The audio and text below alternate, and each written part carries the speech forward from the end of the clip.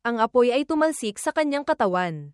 Sinunog ang kanyang damit. Sa huli, isang malakas na pagsabog ang naganap sa mismong entablado ng laban. Si Yang Kai ay muntik nang maging inihaw na karne. Bumagsak sa ibaba, nasaksihan ng maraming tao. Ang kanyang mukha ay dumilim pa. Puno ng pagkatulala. Ang kanyang buhok ay umalsa na parang isang bukol. Habang ang kanyang katawan ay naglalabas ng maraming puting usok. Ang mga taong nakatayo roon ay nakita ang lahat mula ulo hanggang paa. Ang mga babaeng disipulo ay namula ang mukha. Nagmamadaling sumigaw. Tiningnan ni Ryan ang kaiyahiyang anyo ni Yang Kai. Napabuntong hininga na lamang. Sinabi ko na sa iyo kanina. Ayaw mo lang makinig sa akin. Sa sandaling ito, nalaman ng ikatlong ranggo na inner disciple kung ano ang tunay na takot. Ako, balak ko rin sanang hamanin si Senior Brother Austin. Unti-unting nawala ang usok. Si Austin Cloud na lamang ang natira roon. Tapos na ang laban. Austin Cloud ang panalo. Ngumisi siya ng mayabang. Aray, mukhang medyo nasobrahan yata sa apoy. Sana hindi ito mag-iwan ng trauma sa bata. Kalmadong naghintay si Austin Cloud na i-anunsyo ang resulta. Sa laban na ito, si Austin Cloud ang panalo. Si Ryan na matagal nang naghihintay sa ibaba ay tinawag na rin ang pangalan. Susunod, dahil si Zin Ryan ang pipili ng kalaban para sa hamon. Bago ang laban, nagkaroon pa siya ng pagkakataong tumakbo sa harap ni Austin Cloud at sumigaw. Senior Brother Austin, ang galing ng laban kanina. Inilagay din ni Austin Cloud ang isang kamay sa kanyang balikat. Pinapalakas ang loob. Galingan mo, Junior Brother Ryan. Dahil sa salitang iyon ng pampalakas loob, lalo siyang nagkaroon ng sigla. Umakyat sa entablado. Inaanyayahan si Zin Ryan na pumili ng kalaban para sa hamon. Ipinikit niya ang mga mata. Pinag-isipan ng ilang pangalan. Pagkatapos ay sumigaw ng malakas para ituro ang isang core disciple. Gusto kong hamanin si Senior Brother Lin. Nagulat ang taong iyon. Napabulalas ng, oh. Tumingin din si Austin Cloud sa taong pinili. Iniisip, oh. Pinili si Senior Brother Lin. Ang pangatlong core disciple mula sa ibaba. Tumango siya. Nagpapakita ng kasiyahan. Nagkaharap silang dalawa. Unang yumuko. Junior Brother Zin. Senior Brother Lin. Akmang manonood pa sana ng laban. Biglang may narinig na boses si Austin Cloud sa kanyang isip. Austin Cloud. Pumunta ka rito sandali. Nagulat siya. HMPH. Tinatawag ako ni Master. Mabilis ding lumipad si Austin Cloud patungo sa tribuna. Dahan-dahan siyang bumaba sa lupa. Bumati. Nagbibigay pugay sa mga hallmaster at mga elder. Ngunit ang mga mukha ni Naguwo at Dongjing ay parehong nakasimangot. Mukhang hindi masaya. Mahigpit na nagtanong ang kanyang master. Austin Cloud. Ang mga talisman na ginamit mo kanina. Saan mo nakuha? Agad ding inilagay ni Austin Cloud ang kamay sa manggas. Maingat na inilabas ang talisman sa kamay. Ipinakita sa harap ng dalawang elder. Ang inyong lingkod po ay nasa isang secret realm noon. Tinuruan ng isang senior. Kaya't natutunan ko po ang 100 Flame Dragon Talisman. Masaya at natural siya habang nagsasalita tungkol sa mga talisman na ito. Ang lakas na inilalabas ng talisman na ito ay mahigpit na nakaugnay sa aking spiritual energy. Sa katotohanan, ang mga talisman niya ay nakuha mula sa pakikipagpalitan ng buong spiritual energy niya at ng Purple Devil ilang araw na ang nakalipas. Malakas siyang nagreklamo. Ilang talisman lang ito. Paanong magiging sapat? Bilisin mo. Magdagdag ka pa. Ang ganitong uri ng talisman. Kapag pinakawalan, ang lakas ay may kukumpara sa atake ng ika-4 na antas ng Purple Mansion Realm. Naiinis si Heaven Reaching. Binugbog na nga. Ninakawan pa. Si Austin Cloud naman ay nasiyahang hawak ang isang tumpok ng talisman. Hanggat gagamitin ko ang mga talisman na ito sa laban. Ang manalo ng dalawang laban ay kasing dali ng pagpitik ng daliri. Ang matagumpay na makapasok sa top 20 ay hindi na pagdududahan ng sekta ang aking lakas. At matutupad ko rin ang pangako kay Master Dong. Sinubukan ni Guwo na tingnan ang ilang talisman na hawak niya. Pagkatapos ay nag-isip, sinaunang pamana. Ang ibang mga elder ay hindi rin gaanong nagduda. Hindi nakapagtataka kung bakit hindi natin makilala ang bisa ng talisman na ito. Tingnan ninyo ang mga pattern sa talisman. Lahat ay mga sinaunang pattern. Tunay ngang mahiwaga at kakaiba. Ngunit si Dongjing lamang ang nagpakita ng pagkainis. Tinawag ang kanyang pangalan, Austin Cloud. Sa paligid niya ay nag-aalab ang galit. Lahat ay nakatutok kay Austin Cloud. Kalmado pa rin si Austin Cloud. Nagtanong, Hallmaster Dong, ano po ang maipaglilingkod ko? Nagngangalit ang ngipin niya sa galit. Pagkatapos ay inakusahan siya, bilang disipulo ng Asher Cloud Sword Sect. Ang ginagamit mo ay formation at talisman. Hindi may iwasang hindi marangal ang pagkapanalo. Alam na niya ang alituntuning ito mula sa kanya. Kaya't ipinaliwanag niya, ano ang hindi marangal doon. Sa kompetisyon ng sekta sa pagkakataong ito, hindi ipinagbabawal ang paggamit ng anumang panlabas na gamit. Kaya't ang pamamaraan kung ito ay sumusunod sa mga patakaran. Iniyuko pa niya ang ulo. Nangaasar, hindi kaya nagdududa si Hallmaster Dong sa mga patakarang itinakda ng Sect Master. Sumigaw si Dongjing, sa pamamagitan ng ganitong madayang paraan. Gusto kong makita kung hanggang saan ka makakarating. Malakas na pinutol ni Elder Wen Jian ang usapan. Tama na, Hallmaster Dong. Lumapit siya kasama si Yuzin. Tinulungan si Austin Cloud. Kung ang mga talisman na ito ay nakuha mo mula sa pamana sa isang secret realm. Hindi na ako magtatanong pa. Pansamantala, umatras ka muna. Sa susunod na laban, galingan mo pa. Tahimik na bumantong hininga si Austin Cloud. Yumuko, salamat po, Sect Master. Kung gayon, magpapalam na po muna ang inyong lingkod. Mabait na Sect Master. Sa susunod, bibigyan kita ng mas maraming bag ng tsaa. Sa sandaling ito, natapos na rin ang laban na iyon. Tapos na ang laban. Si Zin Ryan ay talo. Hindi gaanong nagulat si Austin Cloud. Kahit natalo si Junior Brother Ryan. Ang lakas na ipinakita niya. Siya naman, dala ang maruming mukha, bumaba habang inaalaw ng mga kasama. Ang pagiging core disciple ay hindi na malayo. Hawak ni Elder Zhao ang isang papel. Nag-anunsyo, tapos na ang hamon ng mga inner disciple. Susunod, isasagawa ang bunutan para sa laban sa pagitan ng mga core disciple. Numero 1 sa pangkat A laban sa numero 1 sa pangkat B. Mabilis niyang natanggap ang kanyang Jade Tablet. Bumulong sa sarili. Ako ang numero 23 sa pangkat B, iniisip ang paraan ng kompetisyon sa pagkakataong ito. Nahulaan na rin niya ang kanyang oras. Mula sa bilang na ito, mukhang hindi pa ako ang susunod na lalaban sa maikling panahon. Ang pangkat A ang unang lalaban. Kaya't ang mga eksperto sa sekta ay umakyat na sa entablado para maglaban. Tamad na humiga si Austin Cloud sa ere. Naghihintay sa kanyang pagkakataon. Susunod na laban. Kyuyan ng Illusion Moon Hall laban sa isang espesyal na pangalan ang binanggit. Napakadiin at malakas. Na nagpagising sa kanya. Melody Swordheart ng Reflecting Seal Hall. Parehong lalaki at babae ang nagpakita ng kasabikan. Ho. Ang nangungunang core disciple. Sa wakas, hihintayin na nating lumaban si Senior Sister Melody. Nagsimulang umingay sa ibaba dahil sa mga sigawan. Melody Swordheart. Melody Swordheart. Umupo si Austin Cloud para manood ng magandang palabas. Talagang mataas pa rin ang popularidad ni Junior Sister Melody. Sa tabi nito, may umalingaw-ngaw ding sigaw ng pangalan ng iba. Kyuyan. Ang pangalang iyon ay nagpaalala sa kanya ng malakas na anino ng isang babae. HMPH, marami pa ring sumisigaw ng pangalan ni Kyuyan. Narinig ko, si Senior Sister Kyuyan ay isang napakagandang babae. Hindi kakaunti ang mga core disciple na nanliligaw sa kanya. Lahat ng mga lalaking disipulong ito ay sobrang nasasabik. Natatakot akong hindi nila gustong mabilis na mapanood ang laban ng dalawang magagandang babae. Ang payat na mga binti ng babaeng iyon ay lumitaw. Ang leleyan ng damit ay lumilipad sa gitna ng mga bulaklak ng peach. Lalong nagpataas sa kasabikan ng mga disipulo. Dumating na, si Kyuyan. Ang babaeng may dalawang maayos na nakataling buhok. Naglalabas ng isang kumikinang at mahiwagang kulay ng bulaklak. Iyon ay si Kyuyan ng Illusion Moon Hall.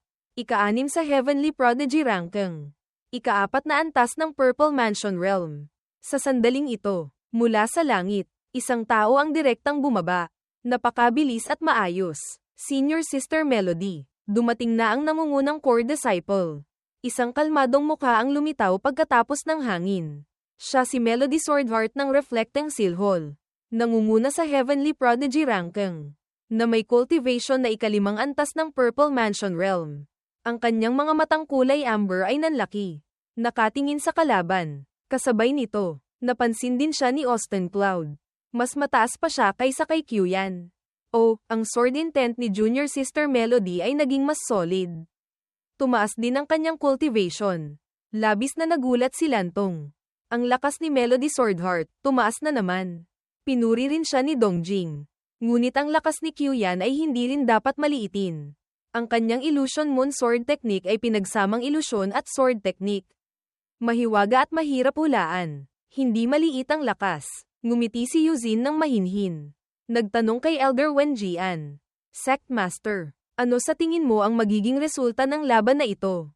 Sa kanyang karanasan, maaga niyang nahulaan. Ang dalawang ito ay kabilang sa mga pinakamagagaling. Ngunit mas mataas ng isang antas ang realm ni Melody Swordheart kaysa kay Kyuyan.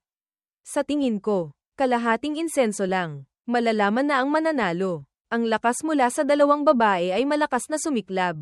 Magsimula na ang laban. Nagsalita si Kyuyan. Senior Sister Melody. Ang huli nating laban ay 1 taon na rin ang nakalipas. Sumagot siya. Senior Sister Q. Ayos ka lang ba? Hinaplos ni Kyuyan ang manipis na espadang parang sinulid.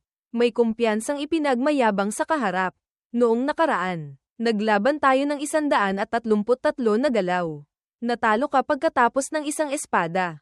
Mula noon, nagsikap kang maglinang. Iba na ang iyong lakas ngayon. Agad niyang ginamit ang Hidden Moon Sword Technique Myriad Stars para hatiin ang sarili sa hindi mabilang na anyo at tumalon paitaas. Umaasa akong makikita ko ngayon ang mas malakas na sword technique ni Senior Sister. Mahigpit na hinawakan ni Melody Swordheart ang kanyang espada. Nanlaki ang mga mata at kitang-kita ang ningning. Pagkatapos ay dahan-dahan niyang hinugot ang nagniningning na talam mula sa kaluban para umatake. Kakalabas pa lang ng espada. Bigla nang tumalon si Melody Swordheart palabas ng entablado. Melody Swordheart, hindi pa tapos ang laban. Saan ka pupunta? Ngunit sa likuran ng malamig na babaeng iyon ay hindi mabilang na mga guhit ng espada ang naiwan. Nahulog sa lupa ang espada ni Kyuyan dahil sa takot. Ang lahat ng kanyang ilusyon ay nadurog sa harap ng kanyang mga mata. Napumilit sa kanyang mapabulalas. Sumusuko na ako. Nakatayo si Kyuyan sa gitna ng entablado. Ang mga piraso ng nasirang teknik ay nahuhulog. Kahit napakapait, hindi mapigilan ng kanyang kamay ang panginginig. Natalo, ako. Inilagay ni Melody Swordheart ang 2 kamay sa likod. Tumango, nagbigay daan. Ang labanang iyon ay nangyari sa isang iglap lamang, na nagpatulala sa mga tao sa paligid. Anong nangyari? Bakit direktang sumuko si Senior Sister Kyuyan? Sa itaas, 2 core disciple ang nag-uusap tungkol sa laban kanina. Senior Brother Zhao, ang sword strike kanina. Nakita mo ba? Sa isang iglap lamang ng sword light, pinutol lahat ng mga natitirang anino. Ang antas ng sword daw ni Senior Sister Melody ay tumaas na naman. Nakikita pa nila ang ilang maliliit na galaw na ginawa ni Melody Swordheart. Bukod pa riyan, noong nasa katawan pa ng espada ni Senior Sister Kyuyan si Senior Sister Melody. Nagdagdag pa siya ng mga puntos na nagpabaliktad sa daloy ng spiritual energy, na nagdulot ng pagkawala ng hawak. Si Jiang Do, ang pangatlong disipulo sa Heavenly Prodigy ranking, ang nangungunang disipulo ng Flowing Cloud Hall, ay kalmadong nagsuri, kaya't nahulog ang spirit sword sa kamay ni Senior Sister Kyuyan at automatiko siyang sumuko. Si Zhao Chunlu, ang pangalawa sa Heavenly Prodigy ranking, ang dating nangungunang core disciple ng Asher Cloud Sword Sect, ay nakapamayaiwang, bumubulong. Sa totoo lang, noon ay 12 hanggang 13 puntos iyon. Kung ilan eksakto, hindi ko nakita ng malinaw. Si Austin Cloud naman sa panig na ito ay nakatungo. Bumubulong sa sarili ng ilang napaka-interesanteng bagay. Maliban kung isang espada ang pumutol sa mga natitirang anino sa buong kalangitan. Bamantong hininga siya, ngunit medyo humanga rin. Pagkatapos ay gumamit ng 23 magkakasunod na espada para sirain ang spiritual energy sa espada ni Kyuyan. Ang determinadong mga mata at tiyak na talam ng espada ay nagpatunay sa pagiging espesyal ni Melody Swordheart. Hindi may kakaila na siya ang nangungunang core disciple. Nag-iwan lang ako ng isang marka ng espada para sa kanya. Pero nagawa niyang maunawaan ang Great Dao Embryonic Sword. Talagang hindi normal. Muling lumingon si Austin Cloud sa ibang lugar para maghanap ng kasiyahan. Tingnan mo kung gaano ka-excited ang grupo ng mga Hallmaster at Elder. Sa sandaling ito, Hindi na napigilan ni Dongjing ang kanyang boses. Napabulalas. Hindi ako nagkakamali, di ba? Si Lantong, habang natataranta, ay tumawa ng malakas. Kanina, iyon ay ang Great Dao Embryonic Sword. Nang maalala ang payat na anino ng babaeng iyon, lalo silang hindi makapaniwala. Tama, talagang. Si Melody Swordheart, ilang taon pa lang siya. Ang oras ng kanyang paglilinang. Natatakot akong hindi pa umaabot ng 20 taon. Nakita ni Guo ang mga bagay na iyon. Labis na umaasa. Ang talentong ito, walang hangganan ang hinaharap. Ang tinatawag na Great Dao Embryonic Sword ay tumutukoy sa 3,000 Great Dao sa loob ng Great Dao Sword. Sa buong Kangyuan Realm, ang mga cultivator sa ika-9 na antas ng Purple Mansion Realm ay umaabot sa libo-libo. Ngunit sa mga iyon, ang mga nakakaunawa sa Great Dao at naisasama ito, mula doon ay nakakapasok sa pagiging immortal, ay kasing bihira ng balahibo ng Phoenix. Napakakaunti, lumingon pa siya, nagsalita sa Sect Master, hindi mabilang na mga cultivator. Para sa kaunting pagkakataon sa Great Dao, ay walang tigil na pumapasok sa mga Forbidden Land, mga mapanganib na lugar, para lamang makakuha ng kaunting kaliwanagan. Mula doon ay makamit ang Dao. Sect Master, ang talentong ito, sa buong Kangyuan Realm. Mahirap makahanap ng isa, kung buong pusong aalagaan. Ang Azure Cloud Sword Sect ay magkakaroon ng tagapagmana. Ang hinaharap ay napakagandang asahan. Tumawa rin si Elder Wen Jian ng may kasiyahan. Ang aking Azure Cloud Sword Sect ay may ganitong talentadong disipulo. Ang hinaharap ay siguradong lalong lalakas. Pagkatapos ng kompetisyong ito, hahanapin ko si Melody Swordheart. Tatanungin ko kung paano ba talaga siya naglilinang. Sa panig na ito, hawak ni Austin Cloud ang relo sa kamay. Pagod na hinihimok, matatapos ba ang kompetisyon ngayong araw? Malapit na ang oras ng uwian ko. Natapos na ang nakaraang laban. May nasugatan na bumalik, at patuloy silang tumatawag ng pangalan. Susunod, Disipulo numero 23, pakiakyat sa harap. Guan Shanyu ng Floang Cloud Hall. Siya ay nagsasalita ng napakayabang. Ngunit biglang humina ang kanyang boses. Laban kay Austin Cloud ng Floang Cloud Hall. Siya na naman ang lalaking iyon. Nagngangalit ang ngipin ni Guan Shanyu sa galit. Pagkatapos ay suminghal. Malakas siyang lumundag mula sa itaas. Bumaba sa lupa ng napakalakas at may awtoridad. Ika-14 sa Heavenly Prodigy ranking. Ikalawang antas ng Purple Mansion Realm. Pangalawang disipulo ng Floang Cloud Hall. Si Guan Shanyu. Nakatitig siya sa lahat ng nasa harap. Itinaas ang kanyang malaking espada. Medyo nahihiya si Austin Cloud. Hindi ko inaasahan. Ang unang laban ay kailangang harapin ang kapatid sa sekta, at panlabintatlo pa sa Heavenly Prodigy ranking. Kaiba sa kanyang kasama, napakakalma niyang pumasok sa entablado. Agad ding nagsimula ang laban nang lumikha si Austin Cloud ng isang harang na dahon muna. Magsimula na ang laban. Tinanong siya ni Guan Shanyu. Ang iyong talisman, naayos mo na ba? Sumagot siya. Masasabing tapos na. Nang makita ang ugaling iyon ni Austin Cloud, lalong nainis si Guan Shanyu. Sinabi ang kanyang saloobin. Mula nang sumali ako sa Floang Cloud Hall, nagpasya na akong maging nangungunang hall ng Azure Cloud Sword Sect. Napakahigpit niyang sinanay ang mga disipulo. Tinulungan silang lumakas agad. Karaniwan. Napakahigpit ko sa mga kapatid. Umaasa lamang ako na lahat ng disipulo ng Floang Cloud Hall ay magsisikap sa paglilinang. Magbibigay ng bahagi ng kanilang lakas para sa Floang Cloud Hall. Ngunit nainis din siya sa konsepto ni Austin Cloud na pumasok at umuwi sa takdang oras. Ngunit ikaw, bilang isang core disciple ng Floang Cloud Hall, hindi lamang hindi nagsisikap, bagkus ay tamad pa, na nagiging hadlang sa buong Floang Cloud Hall. Nang marinig iyon, nagulat siya. Ano? Bakit parang mas nagmamalasakit ka pa kaysa kay Master? Kalmado pa rin siyang nagpaliwanag para sa sarili. Senior Brother Guan, lubos kong hinahangaan ang iyong diwa. Ngunit hindi mo maaaring ipilit ang iyong kalooban sa iba. Ang 9 AM trabaho, 5 PM pahinga ay ang aking prinsipyo sa buhay. Hindi katamaran. Kailangan mong malaman, sa buhay ng tao, bukod sa paglilinang at trabaho, marami pang ibang makabuluhang bagay na maaaring hangarin at maranasan. Bigla niyang naalala ang galit na mukha ng kanyang boss sa nakaraang buhay. Ito ay isang bagay na natutunan ko sa masakit na paraan. Sana maintindihan mo. Ngunit sumagot si Guan Shanyu ng hindi sa kanya kasabay ng isang pagwasiwas ng espada. Austin Cloud, hanggang ngayon, naghahanap ka pa rin ng dahilan. Ayaw mo man lang gamitin ang sword daw para lumaban. Sa halip ay umaasa ka sa mga bagay na iyon mula sa masamang landas. Tumalon siya paitaas. Isang nag-aalab na haligi ng hangin ang lumabas. Ngayon, sisirain ko ang iyong talisman. Para malaman mo ng malalim. Ang ating Azure Cloud Sword Sect. Ginagamit ang katawan para sanayin ang espada. Ginagamit ang espada para pumasok sa daw. Bumagsak siya ng isang atake mula sa itaas dala ang galit.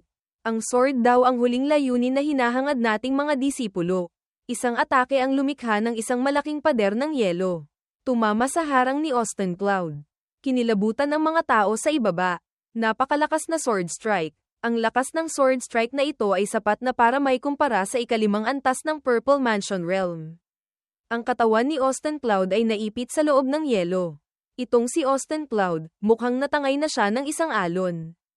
Ang hamak na ito na nasa Spirit Palace Realm, ang makatagal hanggang ngayon ay napakaswerte na. Nanigas ang kanyang mukha, nakatayo sa yelo, ngunit unti-unti nang nabubuo ang mga bitak. Isang malaking ngiti ang lumitaw pagkatapos ng mga piraso. At ang hindi pa tapos na pahayag. Tapos na ang laban. Sa labang ito, ang panalo. Sinira niya ang yelo. Kalmadong lumabas para purihin ang kalaban. Ay hindi may kakaila si Senior Brother Guan. Ang lakas ng isang espadang ito ay lumampas sa aking inaasahan. Ang taong ito, talagang matigas ang ulo. Nagulat si Ryan kasama ang ilang kasama sa tabi. Si Guan Shanyu naman ay natulala dahil nabuhay siya. Ang isang espadang pinag-ipunan ko ng buong lakas, nasira lamang ang talisman. Hindi man lang siya nasugatan kahit kaunti. Muling nagkaharap si Guan Shanyu at si Austin Cloud. HMPH. Ang lahat ng talisman na ginamit mo, ang epekto ng depensa ay mas malakas kaysa sa inaakala ko ng kaunti. Ngunit ngayon, naubos na ang talisman. Paano mo ako lalabanan? O direkta ka ng sisuko? Itinaas ni Austin Cloud ang kamay para magdagdag pa ng ilang talisman. Gusto ko ring direktang sumuko. Ipinasok niya ang spiritual energy dito. Seryosong nagsalita sa tao. Senior brother, paumanhin. Sa labang ito, kailangan kong manalo. Hindi natinag si Guan Shanyu. Tumawa ng malakas. Ang iyong talisman ay nasira ko na ng isang beses. Magkakaroon din ng pangalawa. Ngunit unti-unting humina ang tawang iyon nang hindi mabilang na talisman ang muling ipinatawag. Ang mga talisman na ito, hindi madaling kontrolin. Para sa iyong kapakanan, pinapayuhan kitang sumuko na. Pagkatapos, nanlaki ang kanyang mga mata sa gulat. Ang bilang ng mga talisman sa paligid ni Austin Cloud ngayon ay ilang beses pang mas marami kaysa kanina. Ang talisman kanina, ordinaryong bersyon lamang. Pagkatapos, nagsama-sama sila para lumikha ng isang napakalaking harang. Ito ang kumpletong bersyon. Dumilim ang mukha ni Guan Shanyu. Tinitingnan ang kakaibang bagay sa harap. Habang si Austin Cloud ay nagtago na sa likod ng mga talisman na iyon. Nagsalita, inaanyayahan ko si Senior Brother Guan na magbigay ng turo. Ang boses ni Austin Cloud ay lumabas mula sa umiikot na dagat ng mga talisman. Inaanyayahan ko si Senior Brother Guan na magbigay ng gabay. Napanganga si Guan Shanyu. Hindi makakilos pansamantala. Ang mga manonood ay nagkagulo rin. Ito, anong klaseng laro ito? Saan niya nakuha ang ganoong karaming spirit talisman? Ito ba ang VIP boss? Nagngalit ang ngipin ni Guan Shanyu. Hindi sumusuko. Tumalon siya. Iwinasiwas ang malaking espada. Sirain mo para sa akin. Agad. Ang mga tipak ay sumunod sa lakas ng kanyang hagis.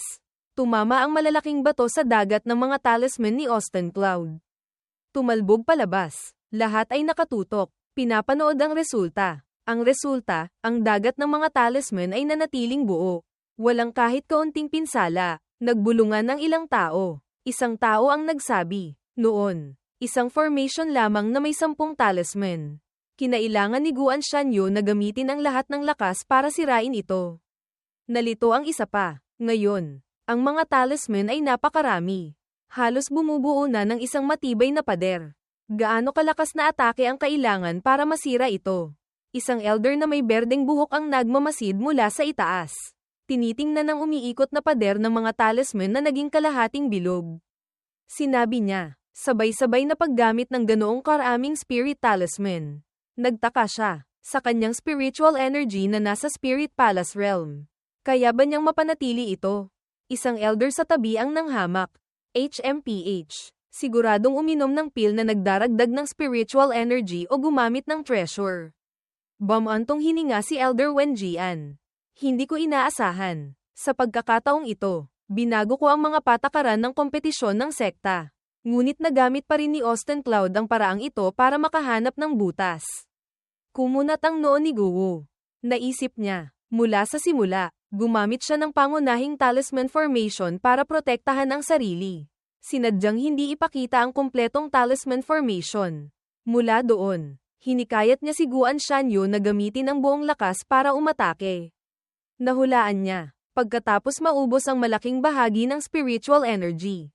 Ginamit niya ang kumpletong talisman formation. Mula doon, hindi na kailangang mag-alala na masisira ito ni Guan Shanyu. Iniisip ang mga matang nagniningning na parang bituin ni Austin Cloud. Naisip ni Guo, hindi kaya, lahat ito ay nasa kanyang kalkulasyon.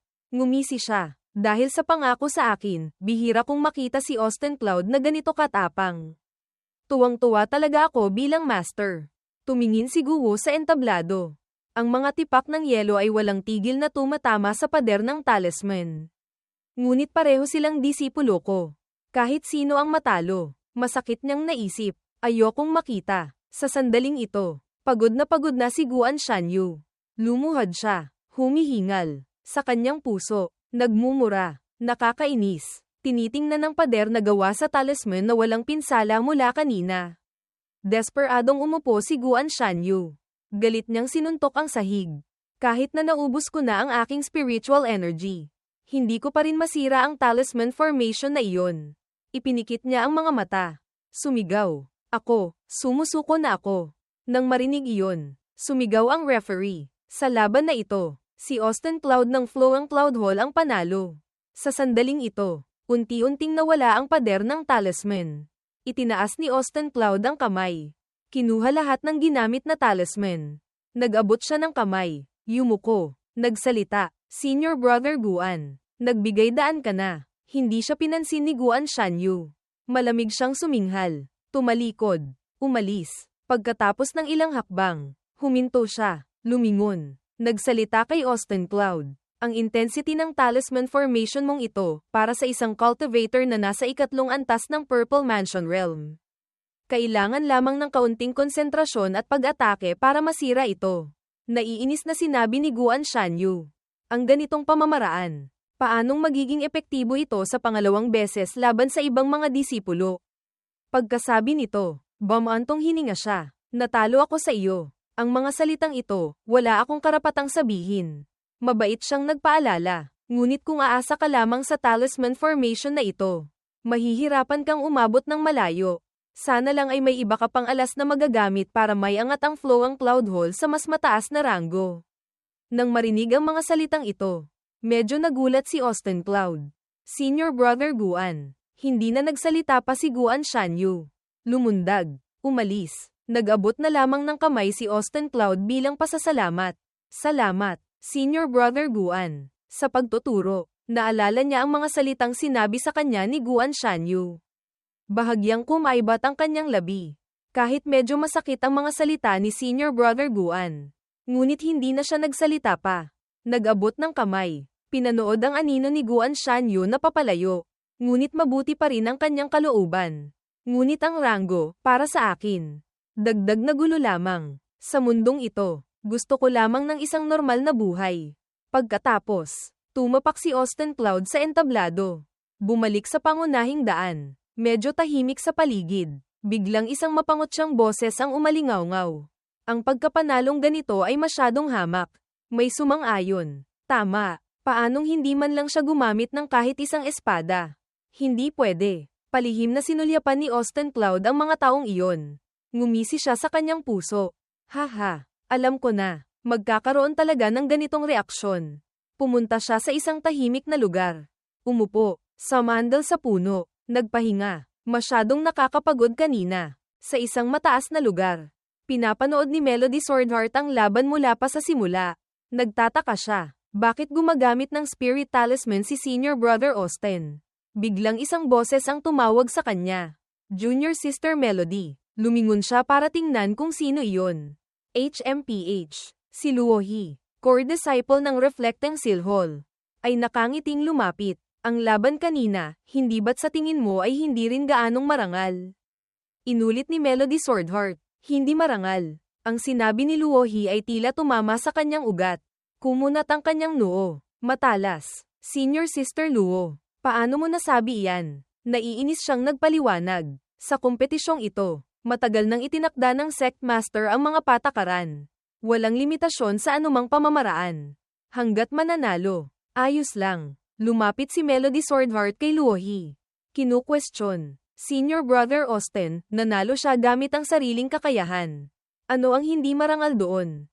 Tulala si Luohi. Hindi maintindihan kung bakit siya nagagalit ng ganoon. Gusto ko lang namang maghanap ng mapag-uusapan. Masyadong malaki ang reaksyon ni Junior Sister Melody. Hindi rin nagpatalo si Luohi. Nagsalita ulit, ngunit ang disipulo ng Azure Cloud Sword Sect natin, hindi man lang gumamit ng isang sword technique, hindi ba't masyado na iyon? Ngumisi si Melody Swordheart. Sino ang nagsabing ang Azure Cloud Sword Sect natin ay kailangang gamitin lamang ang espada para pumasok sa DAO? Sa pagkakaalam ko, ang ikalawang Elder ay nakapasok sa Ascension Realm dahil sa Great DAO of Wind. Bigla siyang humajakjek. Hindi maintindihan ang dahilan. Si Senior Brother Austin, hindi siya naglabas ng espada. Nagniningning ang mga mata ni Melody Swordheart. Dahil walang sino man ang makakapilit sa kanya na ilabas ito. Tulalang nakatingin si Luohi kay Melody Swordheart. Medyo kakaiba. Junior Sister Melody. Anong nangyayari sa iyo? Ikinumpara niya ang dating Melody Swordheart sa taong masayang-masaya sa harap niya. Bilang nangungunang core disciple ng sekta.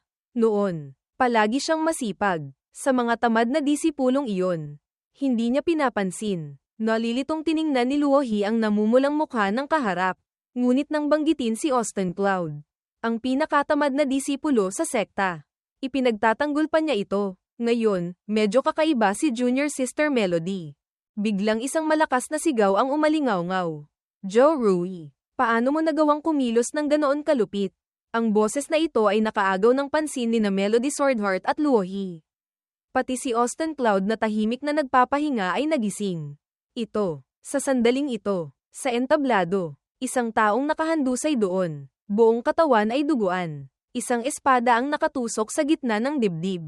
Ang gumawa ng ganoong kalupitan ay dahan-daang bumaba sa lupa. Malakas na umihip ang hangin sa kanyang damit. Ngunit nakangiti pa rin siya ng mayabang. Siya si Joe Rui, core disciple ng Flowing Cloud Hall. Ika-33 sa Heavenly Prodigy ranking. May nag-anunsyo tungkol sa mga patakaran ng kompetisyon. Ang kompetisyon ng sekta sa pagkakataong ito. Kahit walang limitasyon sa anumang kondisyon sa laban. Nakatayo si Austin Cloud sa itaas. Pinapanood ang entablado. Nagpatuloy ang tagapag-anunsyo. Ngunit mayroon ding napakahigpit na patakaran. Hinding-hindi dapat sadyang saktan ang kapwa-disipulo. Sumigaw ang Law Enforcement Elder.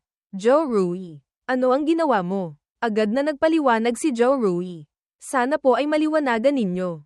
Law Enforcement Elder, sinabi niya. Ang sword technique ng inyong lingkod, pansamantalang sumabog, hindi na mapigilan, kaya't hindi sinasadyang napatay ko ang disipulong ito. Nag-isip si Feng Tianli. Pagkatapos ay nagsalita kay Hallmaster Go. Ang isang espada kanina ng disipulong ito, sa isang iglap, nagawang magpakawala ng lakas ng ikalimang antas ng Purple Mansion Realm. Hallmaster Go, bakit hindi ko pa naririnig na may ganitong numero 1 disipulo ang Flowing Cloud Hall? Nagsimulang mag-isip si Hallmaster Go. Ang batang si Joe Rui na ito, maraming taon na ang nakalipas. Lumabas siya para maghanap ng Secret Realm. Hanggang kalahating buwan na ang nakalipas.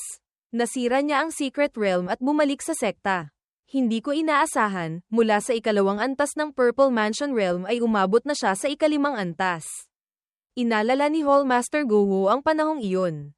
Nahulaan niya, hindi kaya, sa Secret Realm. Nakakuha siya ng pamana mula sa isang dakilang eksperto. Naalala ni Elder Wenjian ang sword strike ni Joe Rui kanina.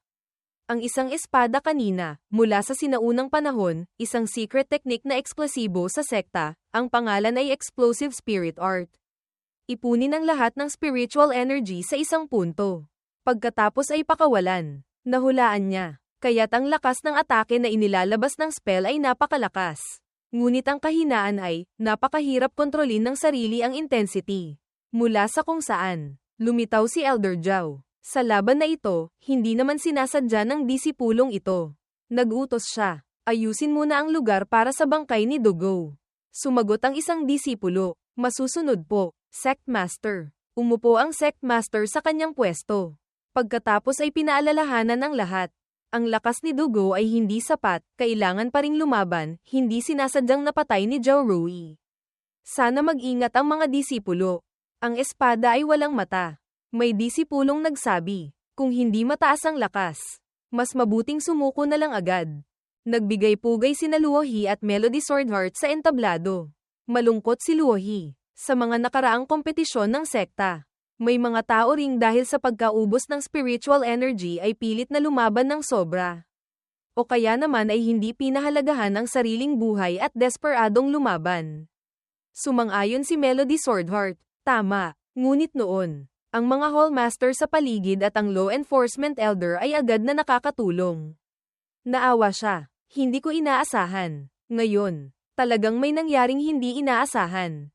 Iniisip ang laban kanina. Hawak ang espadang puno ng dugo ng kalaban. Ngumisi si Zhao Rui ng mayabang. Nakuha rin ni Austin Cloud ang sandaling iyon, na nagdulot sa kanya ng pag-iisip. Medyo naguguluhan. Nagtataka. Pakiramdam ko, mali, kanina. Tila naramdaman ko ang isang hibla ng demonyong enerhiya mula sa kanya. May nag-anunsyo, dahil sa insidente sa laban na iyon. Nagdulot ito ng napakalaking presyon sa puso ng mga natitirang core disciple. Susunod na laban, kahit na ginamit ng lahat ang iba't ibang ultimate techniques. Hanggang sa huli, nagpatuloy ang tagapag-anunsyo, sa 55 core disciple. Mahigit kalahati na ang na-eliminate. Matagumpay na nakapasok sa ikalawang round ng kompetisyon ang kabuuang 28 na tao. Nag-angat ng baso ng alak ang Sect Master. Nagbati, binabati ko ang mga natitirang disipulo. Susunod, isasagawa ang bunutan para sa ikalawang round ng kompetisyon. Itinaas ng lahat ang kamay para tanggapin. Tiyak si Austin Cloud, hanggat mananalo ako sa laban na ito, makakapasok na ako sa top 20. Naalala niya si Master, kung gayon. Matutupad ko na ang pangako kay Master. Hanggat sa ikatlong round, matatalo ako ng natural. Pagkatapos ay aalis sa laban. Nagsalita ang tagapag-anunsyo. Ikalawang round ng kompetisyon. Magsisimula na. Si Zhao Rui ng Flow ang Cloud Hall laban kay Yun Tu Cheng ng Star Cloud Hall. Nagkagulo ang mga tao. Pinag-uusapan kung sino ang mananalo. Isang disipulo ang nagsabi, "Oh, sa laban na ito, sino sa tingin ninyo ang mananalo?" Sa tingin ko, si Senior Brother Yun ang mananalo. Siya ang nangunguna sa Star Cloud Hall. Napakataas ng kanyang antas sa sword daw. Tumutol ang isang disipulo. Sa tingin ko, hindi pa tiyak. Narinig ko, si Senior Brother Zhao Rui ngayon ay nasa ikalimang antas na ng Purple Mansion Realm. At nakatanggap pa ng sinaunang pamana. Ang kanyang lakas ay malakas lamang. Hindi mahina, si Yun Tu Cheng. Ikalima sa Heavenly Prodigy ranking. Ikaapat na antas ng Purple Mansion Realm. Ang nangungunang disipulo ng Star Cloud Hall. Mukha siyang mayabang. Hinahamak si Zhao Rui. Noon, hindi kita kilala. Sa totoo lang, maliban sa 10 nangunguna sa Heavenly Prodigy ranking, hindi ko pinapansin ang iba. Ang kanyang anyo ay mayabang. Ngunit nagpakita ng pagiging maginoo. Dahil bago ka, pagbibigyan kitang mauna. Ang mga disipulo ng Star Cloud Hall sa ibaba ay nagsisigawan. Senior Brother Yun. Senior Brother Yun. Galingan mo. Senior Brother Yun. Turuan mo siya ng leksyon. Nasaksihan ni Austin Cloud ang kayabangan ni Yun Tu Cheng. Naisip, ang taong ito, mula nang lumitaw hanggang ngayon. Walang paw na inulit. Ang pagiging kumpiyansa ay mabuti. Ngunit mag-ingat ka, baka imbes na astig. Mapahiya ka pa. Nakatayo si Zhao Rui sa sword stance. Nakangiting nagpapaalala kay Yun Tu Cheng. Senior Brother, sana mag-ingat ka. Katatapos lang niyang magsalita, isang lilang liwanag ang dumaan. direktang patungo kay Yun Tucheng. Ang bilis. Nagsimula silang maglaban. Nagniningning ang liwanag. Ginamit ni Yun Tucheng ang espada para salagin ang teknik ni Zhou Rui. Isang iglap lang. Dumura ng dugo si Yun Tucheng. Nataranta ang mga disipulo ng Star Cloud Hall sa ibaba. Ano? Nasugatan si senior brother Yun. Imposible. Ang atake kanina, paanong ganoon kalakas? Nahihirapang sumalag si Yun Tucheng. Sa sandaling ito, napagtanto ni Yun Tucheng. Medyo minamaliit pala kita. Naisip ni Zhou Rui. Nagtataka ako, paanong nakatayo pa rin siya? Natuklasan ni Austin Cloud ang plano ni Yun Tucheng. Itong si Yun Tucheng, mas matalino kaysa sa inaakala ko. Ginamit niya ang kayabangan at pagmamataas bilang takip. Sa totoo lang, ginamit niya ang mga salita para asarin si Zhou Rui para mauna itong umatake. Gayunpaman, hindi niya sinabing hindi niya ito haharangen. Natuklasan niya. Sa sitwasyon kung saan handa na ang lahat, ginamit niya ang Star Cloud Sword Art. Pinakalat ang spiritual energy sa buong kalangitan. Pagkatapos ay pinasabog sa gitna ng ere. Naharang ang kalahati ng lakas ng sword strike kanina. Gumamit ng teknik si Yun Tucheng. Nagsalita kay Zhou Rui. Hindi masama ang sword strike. Ngunit nakita ko na ang bawat hakbang mo. Ginamit niya ang Star Cloud Sword Art technique na nagpataranta kay Zhou Rui. Susunod na teknik, Star C. Nagtaka ang mga tao sa ibaba. Tapos na ba? Nag-isip si Austin Cloud. Tapos na ang laban. Maraming lilang liwanag ang naglabas ng napakalakas na puwersa. May sumigaw. Tingnan ninyo. Nakakatakot ang spirit pressure. Si Zhou Rui ang naglalabas ng lakas na iyon. Nanliit ang mga mata ni Yun Tucheng. Iniisip, habang tinatanggap ang aking ultimate technique, nagawa pa niyang gumanti. Napalibutan siya ng lilang liwanag na iyon. Agad na gumanti si Yun Tucheng. Nagsalita, ngunit, walang silbi. Nasa kalagitnaan siya ng pagganti nang matuklasan niya ang tunay na lakas ni Zhou Rui. Ano? Si Yun Tucheng ngayon ay labis na natataranta. Nalilito. Itinago ng taong ito ang kanyang lakas. Patay. Nataranta si Yun Tucheng sa teknik ni Zhou Rui. Ang mukha ay labis na nahihiya. Wala siyang magawa kundi tanggapin. Sumigaw ng pagsuko. Sumusuko na ako. Ang magic circle ni Zhou Rui ay tila pumulupot kay Yun Tucheng. Binitawan ni Zhou Rui si Yun Tucheng. Bumagsak sa lupa. Hindi inaasahan. Nasugatan si Yun Tucheng dahil sa galing ni Zhou Rui. HMPH, HMPH.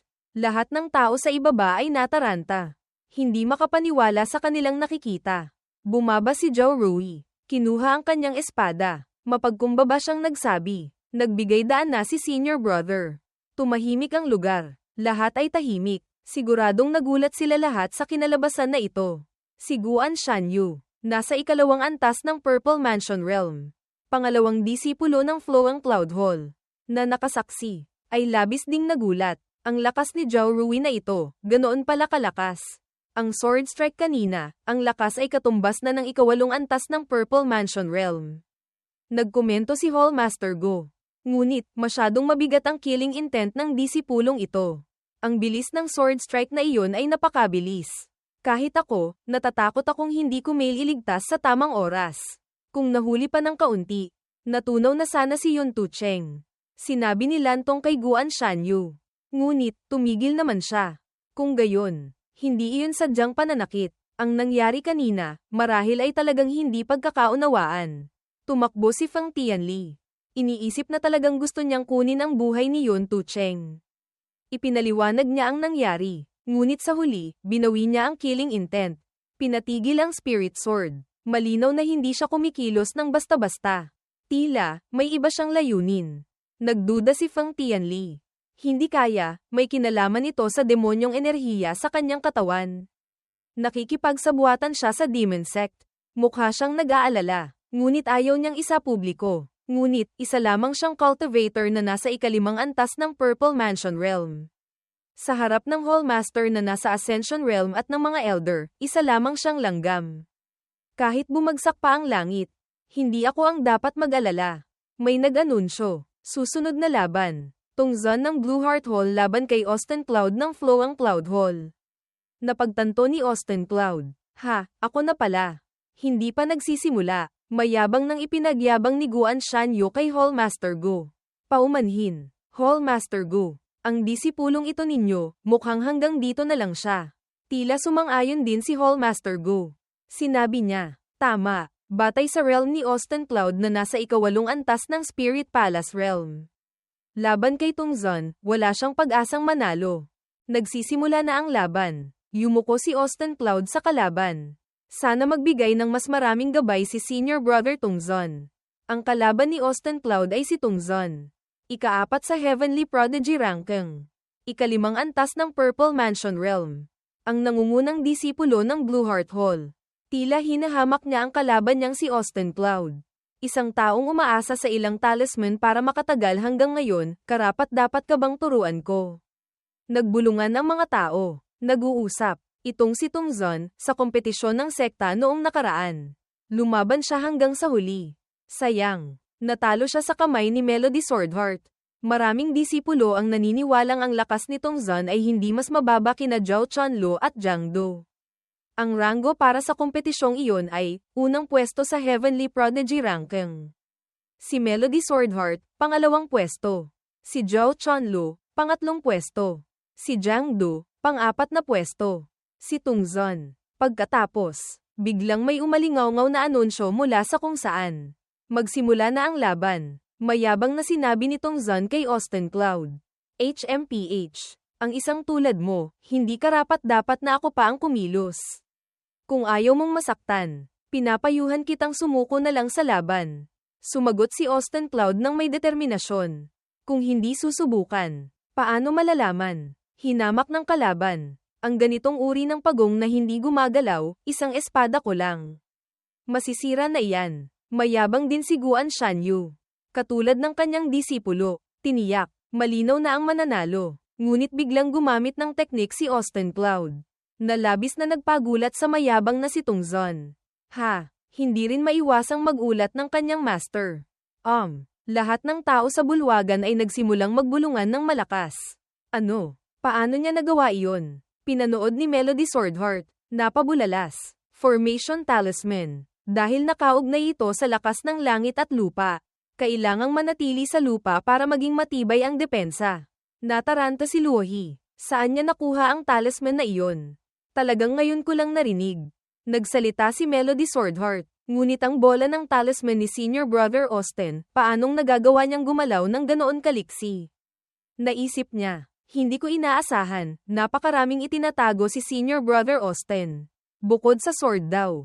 Pati sa Formation Talisman, may ganito siyang pag-aaral. Talagang, hinding-hindi ko siya mahahabol. Agad ding sumunod si Tungzon. Saan ka tatakbo? Pagkatapos, hindi na nag-alinlangan si Tungzon. Gumamit ng teknik, Blue Heart Sword Art. Hawak ni Austin Cloud ang isang talisman. Pinaga niya ang talisman. Nataranta si Tungzon. Anong nangyari? Bakit hindi ko makita? Bilisan mo. Gamitin mo ang Divine Sense. Nagbanggaan ang dalawang puwersa. Nahihirapang sumalag si Tungzon.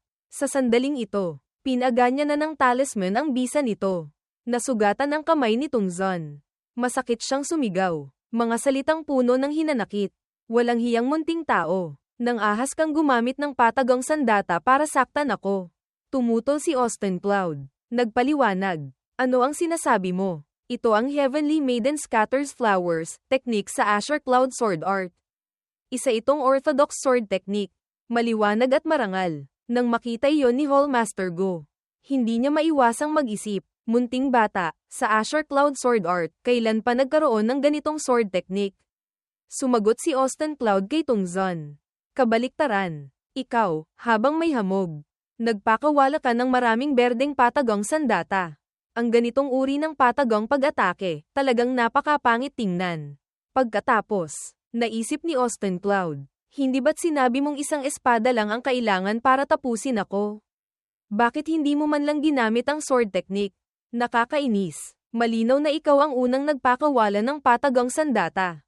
Mukhang nasasabik si Melody Swordheart. Si Senior Brother Austin, marunong din palang gumamit ng patagong sandata. Nakita ni Luohi si Melody Swordheart. Tinawag, Junior Sister Melody. Umubo ng bahagya si Lantong. Tila nagsasabi kay Guan Shanyu. Hindi ba't sinabi ni Hall Master Dong na ang mga disipulo ng Azure Cloud Sword Sect natin ay dapat gamitin ang katawan para sanayin ang espada? Mula sa espada papasok sa daw. Bakit pati si Tongzon ay gumagamit na rin ng panlabas na gamit? Nahihiyang nalito si Guan Shanyu. Ngunit nagdahilan pa rin. HMPH. Itong si Tongzon, hinahabol lamang niya ang tagumpay. Ang mga panlabas na gamit na ito, suporta lamang. Ipinag-cross niya ang mga braso. Sumigaw. Kung talagang gusto mong malaman ang mananalo sa laban, kailangan pa ring umasa sa sword technique. Naisip ni Lantong na nakaupo sa tabi. Double standard. Habang naglalaban, naisip ni Tongzon. Peste. Ang taong ito, palagi siyang nagsasalita sa akin mula sa malayo, gusto niyang gamitin ang tunog para alamin ang aking posisyon. Mayabang pa rin siya. Iniisip na nasa kanya ang kalamangan kay Austin Cloud. Ngunit huwag mong kalimutan, malalantad din ang iyong posisyon. Tanga. Ginamit ni Tongzon ang Blue Heart Sword Art. Mukhang tuwang-tuwa si Guan Shanyu. Sumisigaw. Tapos na. Ngunit agad ding kumunat ang kanyang noo. Iyon ay, biglang natali si Tongzon ng kadena mula kay Austin Cloud. Na nagpasigaw sa kanya. Ikaw, plinano mo ako. Bahagyang ngumiti si Austin Cloud sa tagumpay. Na nagpabago sa sitwasyon. Ginamit ni Austin Cloud ang kadena para atali ang kanyang katawan. Itinutok ang espada sa leeg ni Tongzon. Walang silbi. Ang formation talisman na ito, kahit harapin ang isang cultivator na nasa ikalimang antas ng Purple Mansion Realm. Mahihirapan pa rin siyang gumastos ng 30 breaths ng oras. Pinayuhan ni Austin Cloud si Tongzon. Ngayon, may natitira pang 10 breaths ng oras. Kung hindi ka papayag na matalo, mapipilitan lamang akong saktan ka ng kaunti. Si Austin Cloud ang nasa itaas ngayon. Itinutok ni Hallmaster Goho ang kanyang espada sa paanan ni Tongzon. Nalabis na nagpataranta sa kanya.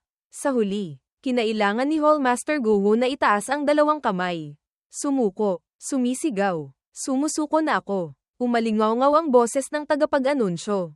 Sa laban na ito, ang panalo ay si Austin Cloud ng Flowing Cloud Hall. Nagbulungan ang mga tao. Tongzon, siya, natalo. Lahat ay nagtataka kung bakit lumitaw si Austin Cloud doon. Kung bakit lumitaw ang Formation Talisman. Sina Zhao Chunlo at Jiang Du. Ang pangalawa at pangatlong ranggo sa Heavenly Prodigy ranking. Na nakatayo sa itaas, ay pinanood ang laban ni na Austin Cloud at Tongzon. Sinabi ni Zhao Chunlo, kahit may elemento ng swerte. Ang talunin ng ikalimang antas ng Purple Mansion Realm gamit lamang ang ikawalong antas ng Spirit Palace Realm, ang ganitong tagumpay. Sa tingin ko, ay sapat na para maliitin ang sekta. Ngunit iba ang pananaw ni Jiang Du. Swerte, sa tingin ko, hindi tiyak, mula sa simula ng laban. Naloko na si Tongzon.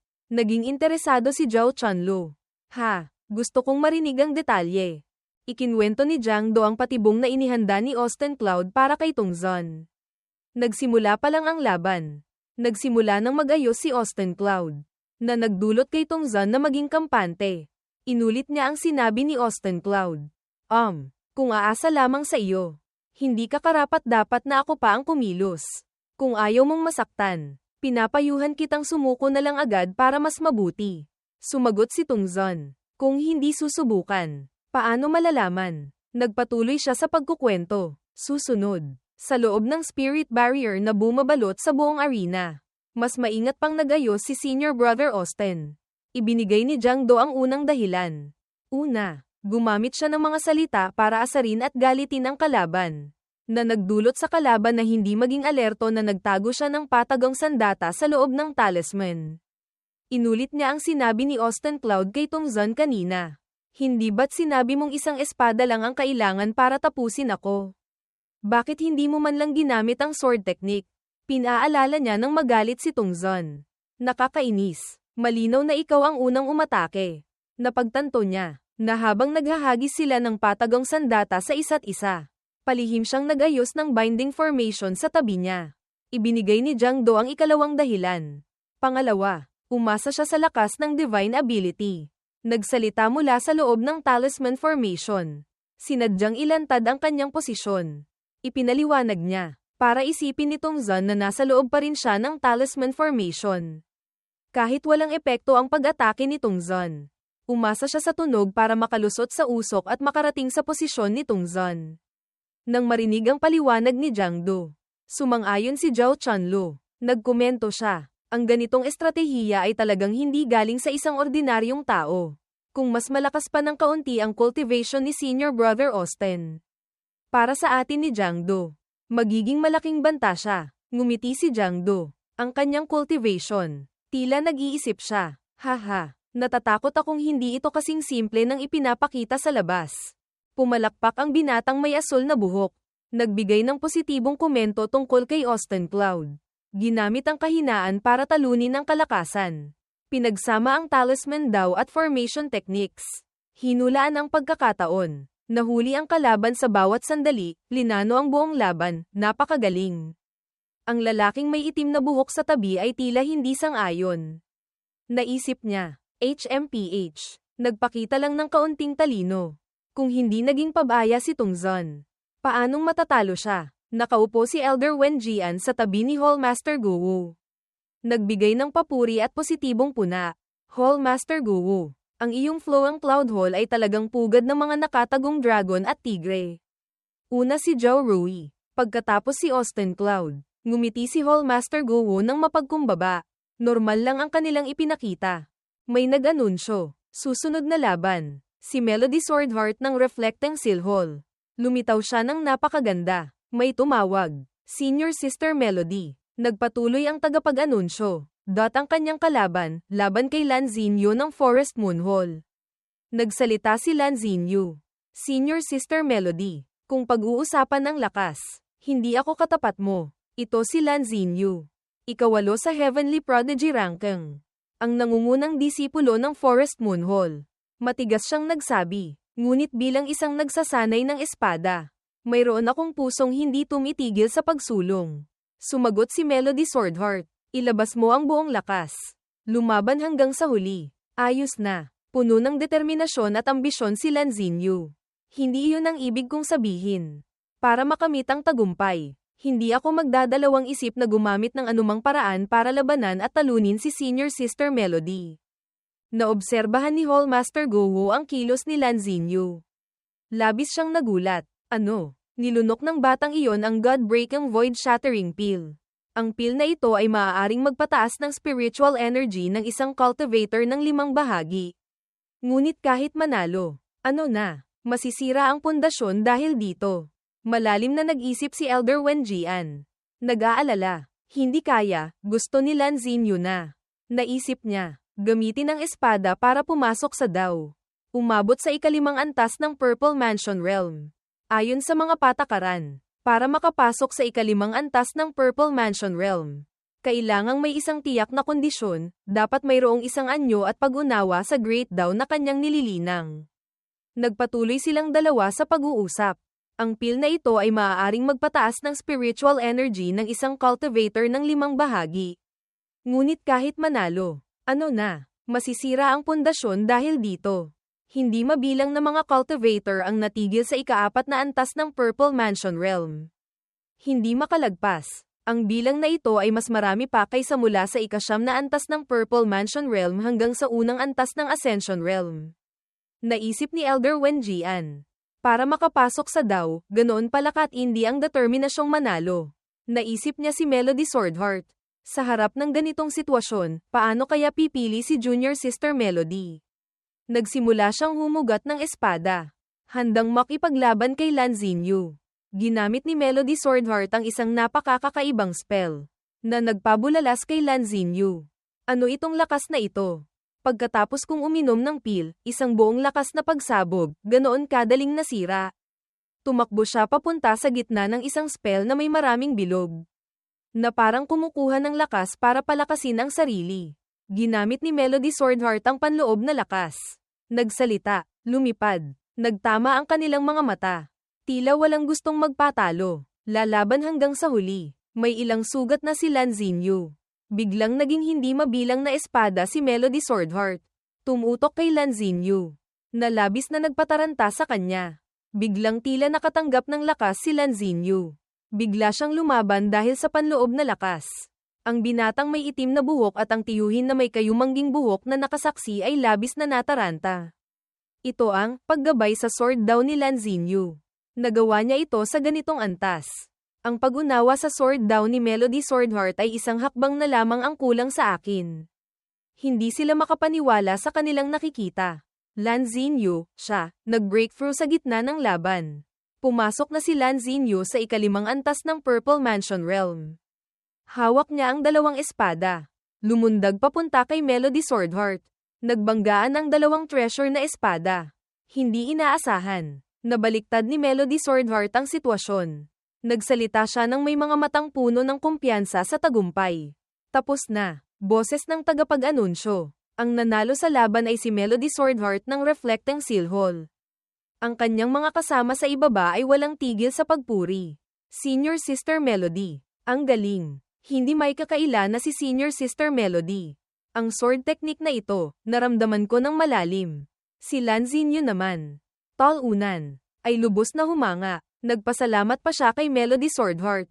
Salamat, Senior Sister Melody, sa pagtuturo. Ang utang na loob na ito, itatatak ko sa aking puso. Naisip niya, malinaw na kaya niya akong talunin anumang oras, ngunit ipinakita niya ang bawat hibla ng espada. Ginabayan ako na makita ang prototype ng sword daw. Mula doon, nag-breakthrough ako. Nagpatuloy siya sa pagsasalita. Ang kabutihang ito, hindi ko kayang bayaran. Sumagot si Melody Swordheart, Senior Brother. Hindi na kailangang maging formal. Labis na humanga si Lan Xinyu sa kanya. Hindi may kakaila na siya ang nangungunang core disciple. Ang spiritual energy at lakas na ito, hindi ito isang bagay na may kukumpara ko. Lahat ay humanga sa kanya. Nasa atin si Senior Sister Melody. Bakit mag-aalala ang Azure Cloud Sword Sect natin na hindi tayo lalakas? Heavenly Prodigy Meeting. Sa lakas ni Senior Sister Melody Swordheart, siguradong makukuha niya ang unang pwesto. May mga bulungan. Mas malakas pa kaysa sa nakakainis na Austin Cloud kanina. Tama. Ang sword technique ni Senior Sister Melody, talagang napakaganda. Nanlaki ang mga mata ni Melody Swordheart nang marinig ang mga negatibong usapan ng mga tao tungkol kay Austin Cloud. Hahaha, tama, yang si Austin Cloud. Hindi marunong gumamit ng sword technique. Puro gamit lang ang alam. Pero nakatagal pa rin hanggang ngayon. Talagang mapalad na tarantad asterisk. Agad na hiniling ni Melody Swordheart sa lahat na humingi ng tawad kay Senior Brother Austin. Lahat ay tumingin kay Senior Brother Austin. Nagsalita si Melody Swordheart, humingi kayo ng tawad. Ang binatang nakaputi na tinutukan ng talam ng espada ay nag-alala. Nakatayo si Austin Cloud na nanunood. Nagtataka, at iniisip, huwag kang gumawa ng mga hindi kailangang bagay para sa akin. Lumuhad ang binatang nakaputi, kitang-kita ang labis na pag-aalala.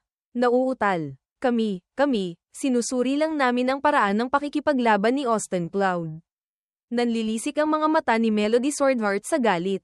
Sumisigaw sa kanya. Sinusuri. Malinaw na naninira kayo. Buong tapang siyang nagsalita. Ang ating Azure Cloud Sword Sect.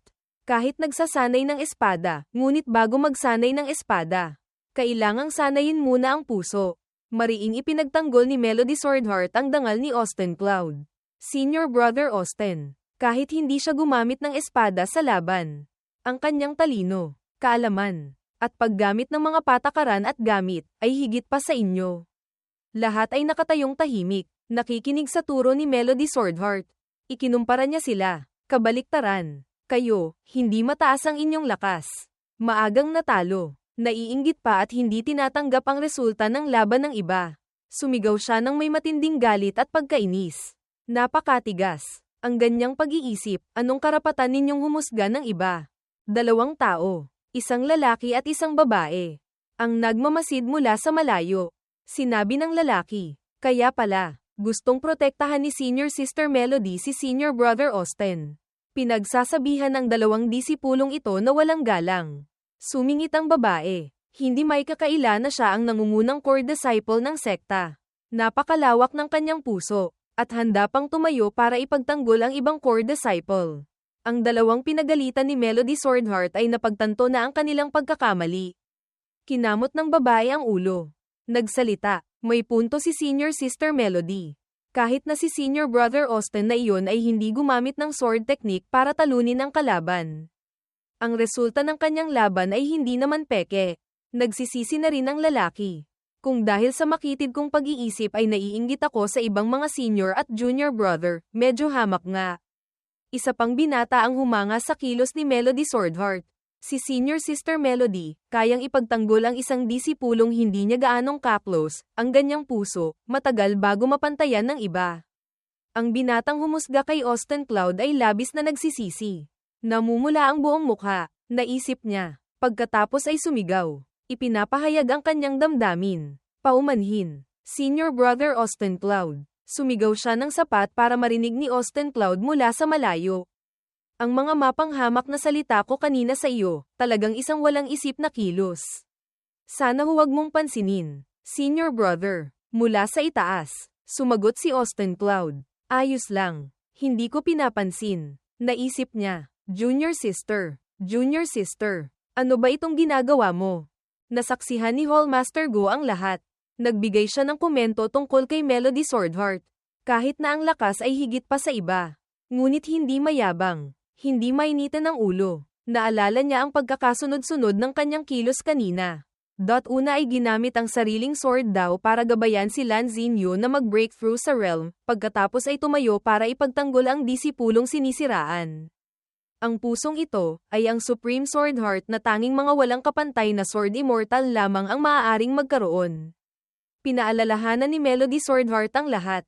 Mula ngayon, sino mang manggahas na manayra pa ng iba. Huwag ninyo akong sisisihin kung hindi ako magiging magalang. Nakatayo siya sa gitnang bilog.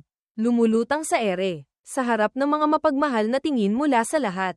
Sinabi niya, ang mga disipulo ng Azure Cloud Sword Sect natin ay kailangang sanayin ng puso. Walang tigil na hasay ng sword techniques. Unawain ang sword daw. Napakamakatwiran at may bigat ang sinabi ni Melody Swordheart. Kung may libreng oras para manayra ng iba, mas mabuting maglinang na lang ng maayos. Pagkatapos, lumipad si Melody Swordheart papunta kay Austin Cloud.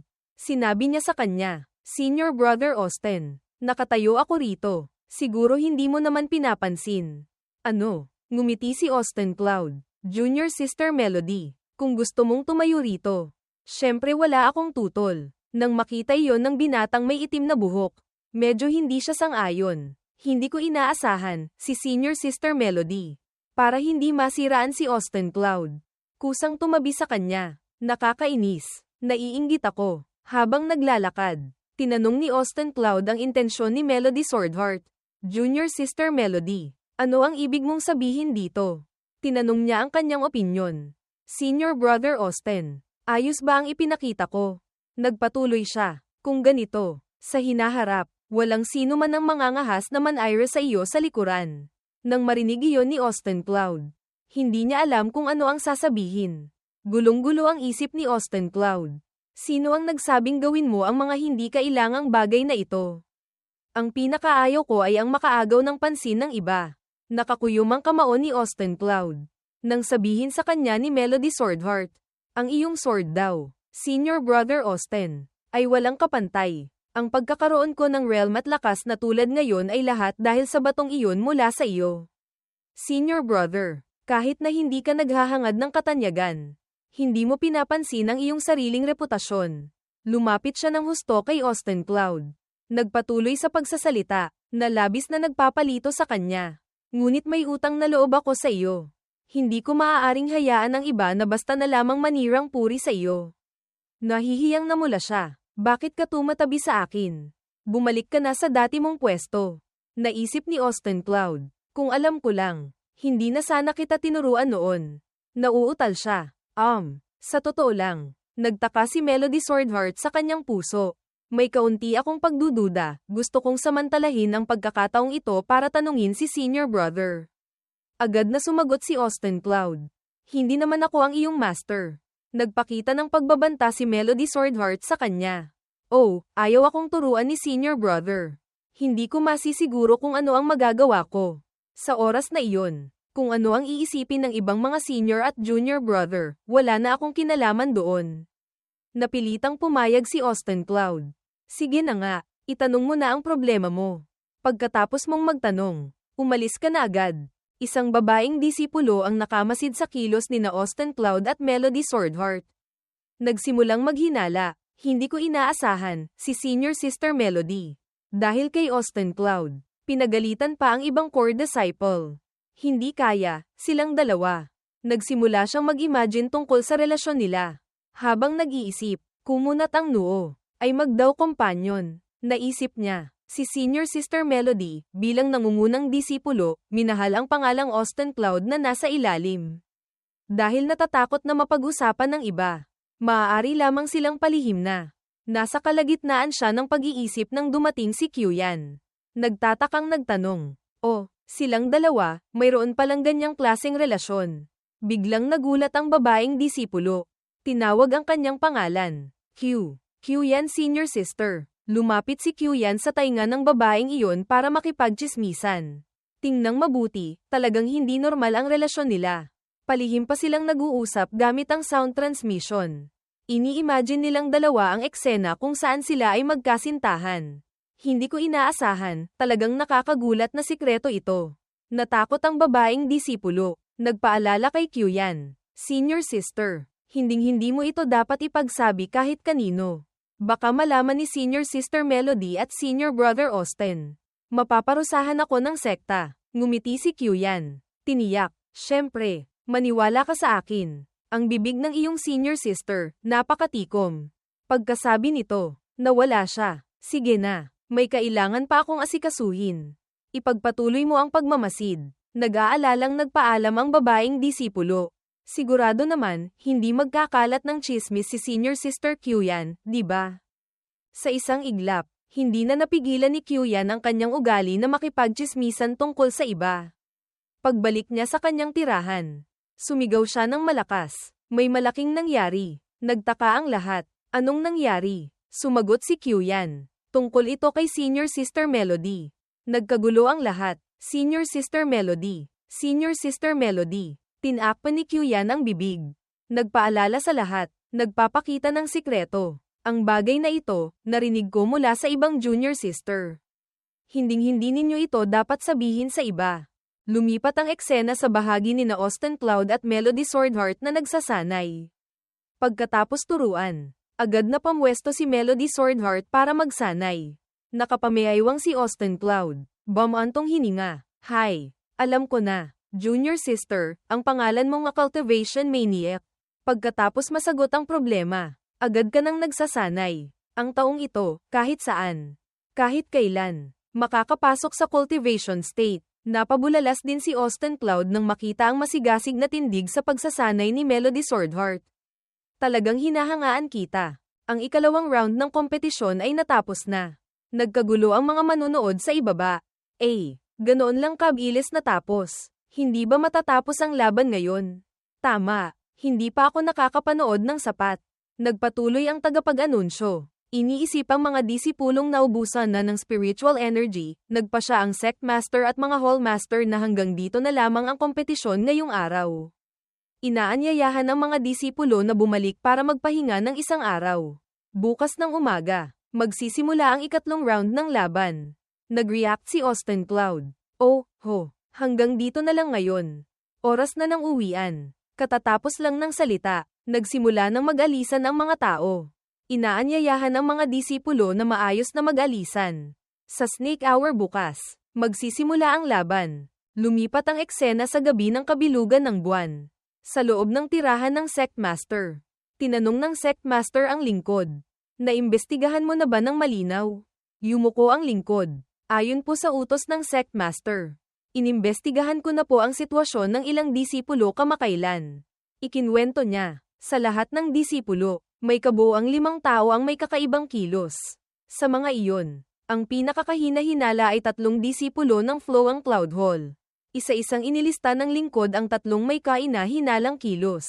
Ang mga taong iyon ay sina Jang Do, Joe Rui, at si Austin Cloud. Nagsalita si Hall Master Guo.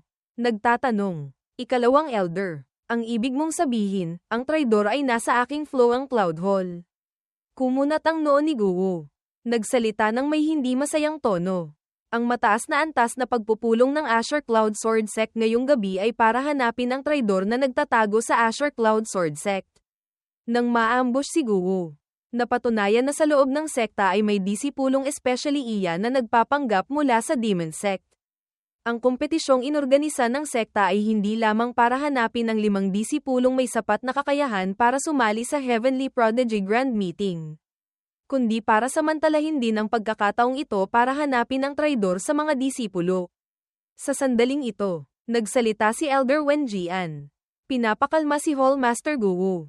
Hallmaster Gu, huwag kang magalit. Malaki lamang ang posibilidad na nasa flow ang Cloud Hall ang traidor. Naalala niya noon, mismong kamay ko ang nagbigay ng Blood Essence Pearl kay Guo. Pagkatapos ng lahat, noon araw na iyon, inutusan kitang i-escort ang Blood Essence Pearl. Ang bagay na ito ay hindi kailanman nabanggit sa pangalawang tao. Nagpatuloy si Elder Wen Jian. Nang umalis ka, nagtago ka rin ng mabuti. Ngunit kahit ganoon, nalantad pa rin ito sa Demon Sect. Hindi ka ba nagduda? Nang marinig iyon, tumahimik si Guo. Hindi nagsalita. Pagkalipas ng ilang sandali, si Elder Wen Jian na nakaupo sa itaas ay nagpatuloy sa pagsasalita. Pakiusap, ikalawang Elder. Ipagpatuloy mo. Mabilis na sumagot ang ikalawang Elder. Sa loob ng 1 taon, ang lakas ng 3 taong ito ay parehong tumaas ng malaki. Lumitaw ang imahe ni Jiang Do na nakangiti. Una, ang nangungunang disipulo ng Flow ang Cloud Hall. Si Jiang Do, 2 taon na ang nakalipas. Ang kanyang cultivation ay nasa 2nd antas pa lamang ng Spirit Palace Realm. Hindi gaanong malayo sa cultivation ni Guan Shanyu. Ngunit sa kompetisyon ng sekta 1 taon na ang nakalipas. Sunod-sunod niyang tinalo ang malalakas na kalaban at nakuha ang 2nd pwesto sa Heavenly Prodigy ranking. Ayon sa kanya, dahil daw ito sa nakatagpo siya ng pagkakataon. Tinuruan ng isang eksperto, kaya't mabilis na umunlad ang kanyang sword daw. Noon, napakadali niyang tinalo ang kalaban, na nagpang-inig sa kanila. Lumitaw ang imahe ni Zhao Rui, at nagpatuloy ang ikalawang Elder. Susunod, ang disipulo na si Zhao Rui ng Flow ang Cloud Hall. Isa siyang kakaibang tao. Ordinaryo lang ang kanyang cultivation. 1 taon na ang nakalipas ay nasa 33 lamang siya sa Heavenly Prodigy ranking. Ngunit sa kompetisyon sa pagkakataong ito, biglang tumaas ang kanyang cultivation sa 5th antas ng Purple Mansion Realm. May kukumpara pa kay Melody Swordheart. Bukod pa rito, ang sword technique na kanyang natutunan ay may pambihirang lakas. Napakakaiba, mayroon pang ang pagpatay ng tao. Ayon sa kanya, napadpad siya sa isang secret realm. Nakakuha ng pagkakataon, at ang pangatlong taong nais banggitin ng ikalawang Elder ay, sa huli, si Austin Cloud ng Flow ang Cloud Hall. Sa tingin, siya ang may pinakamaliit na hinala. Ngunit sa aking palagay, ang mga sikreto sa kanya ang pinakamarami. Ayon sa paliwanag niya, pagkatapos niyang ma-promote bilang core disciple, naging tamad siya. Tila walang anumang paglilinang. Lumitaw ang imahe ni Austin Cloud na nasa loob ng isang barrier. Napapalibutan ng mga talisman. Bukod pa rito, ang oras na ginugugol niya sa pagtupad ng misyon sa labas ay hinding-hindi lumalagpas ng 2 araw. Sa ganoong kaigsing panahon, paano siya nakakuha at natuto ng ganoong kahusay na talisman daw at formation? Itinaas ng ikalawang Elder ang isang daliri. Nagpatuloy. Bukod pa rito, natuklasan ko rin ang mga kamakailang kaugnayan sa pagitan ng ating Azure Cloud Sword Sect at ng Demon Sect, lahat ay may kinalaman sa kanyang anino. Ang pumatay sa disipulo ng Demon Sect, nakuha ang Blood Essence Pearl, siya rin. Sunod-sunod na alaala ang lumitaw.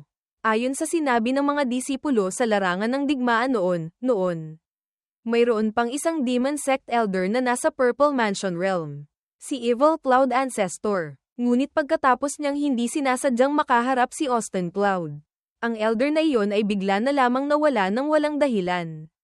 Pagkatapos, kasama si Melody Swordheart, lumabas siya para tuparin ang misyon. Pagdating sa Cloud Village, nagkataong nakaharap ang Demon Sect Elder na si Marcus Inc. na kumokontrol sa demonic embryo. Iniligtas pa niya ang 2 core disciple ng Purple Spirit Sect.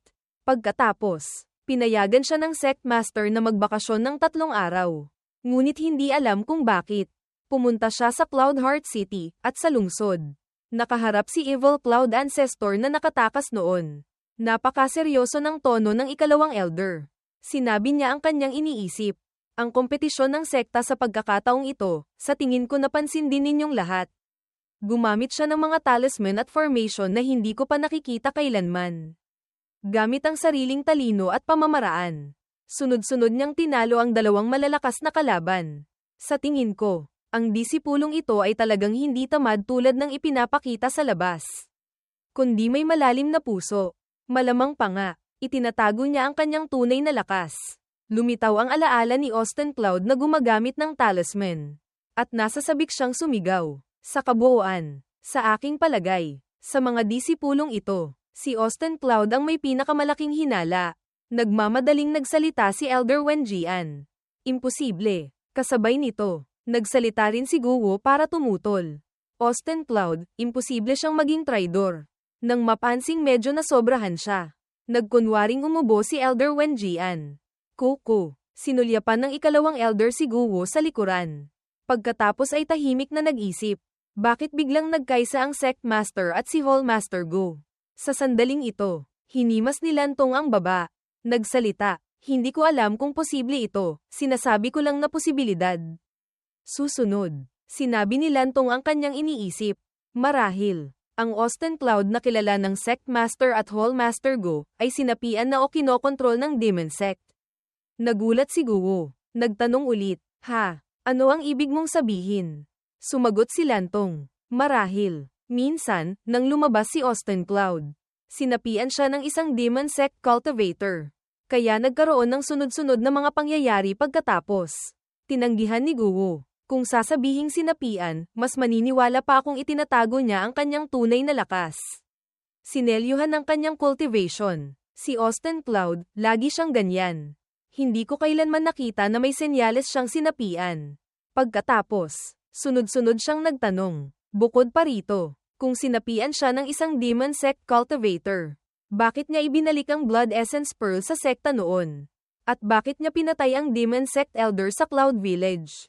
Ang mga hula at paghuhusga ng lahat tungkol sa kanya, lahat ay hindi patas. Katatapos lang magsalita ni Guo, sumigaw si Dongjing na malapit.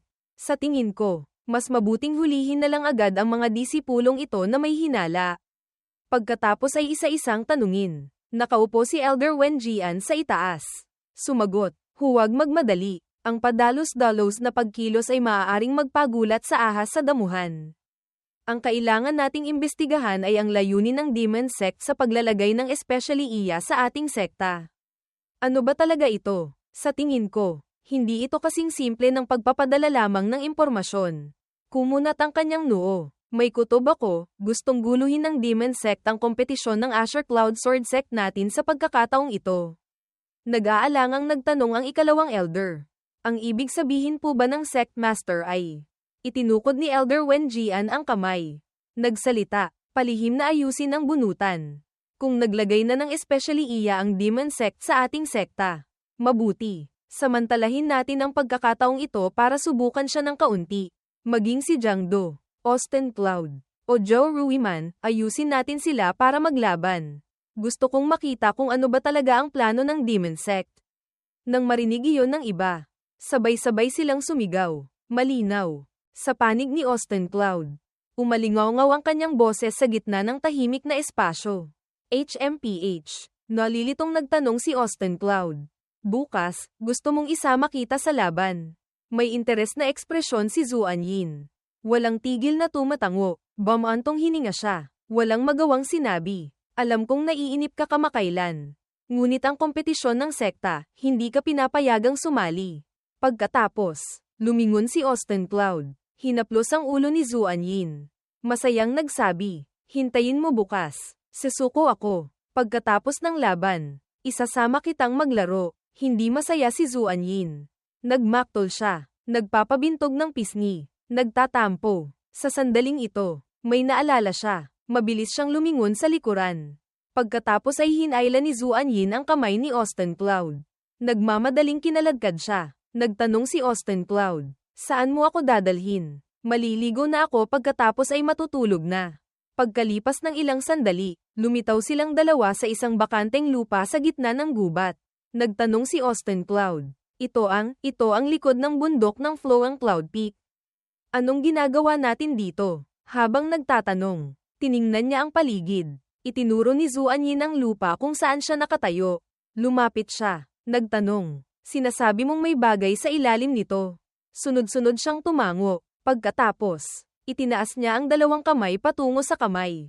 Isang hangin ang lumitaw. Pinalipad ang mga dahon sa lupa. Tiningnan ni Austin Cloud ang mga lumilipad na dahon. Sinabi, ito. Sa sandaling ito, nagulat ang kanyang mukha. Naisip niya, bakit may formation flag dito? Nang mawala lahat ng dahon. Sa ilalim may isang formation na iginuhit paikot gamit ang pulang kulay. Sa loob ay may maliliit na pattern. At sa mismong gitna ay nakatusok ang isang pulang bandila. Nagsalita si Austin Cloud. Napakataas ng antas ng formation flag na ito. Mukhang ginagamit ito para i-seal ang spiritual sense. Bumubuo ng isang saradong espasyo. Nakaramdam siya ng kaunting pag-aalala. Kahit kaya kung sirain ang restriction, ngunit ito ay magdudulot ng malaking kaguluhan. Maraming itim na enerhiya ang lumitaw sa paligid ng pulang bandila. Hinimas ni Austin Cloud ang baba. Nag-iisip, bukod pa rito, hindi ko naman kailangang pakialaman ang mga bagay na ito. Dahil kahit bumagsak pa ang langit, nariyan naman si Sect Master para sumalo.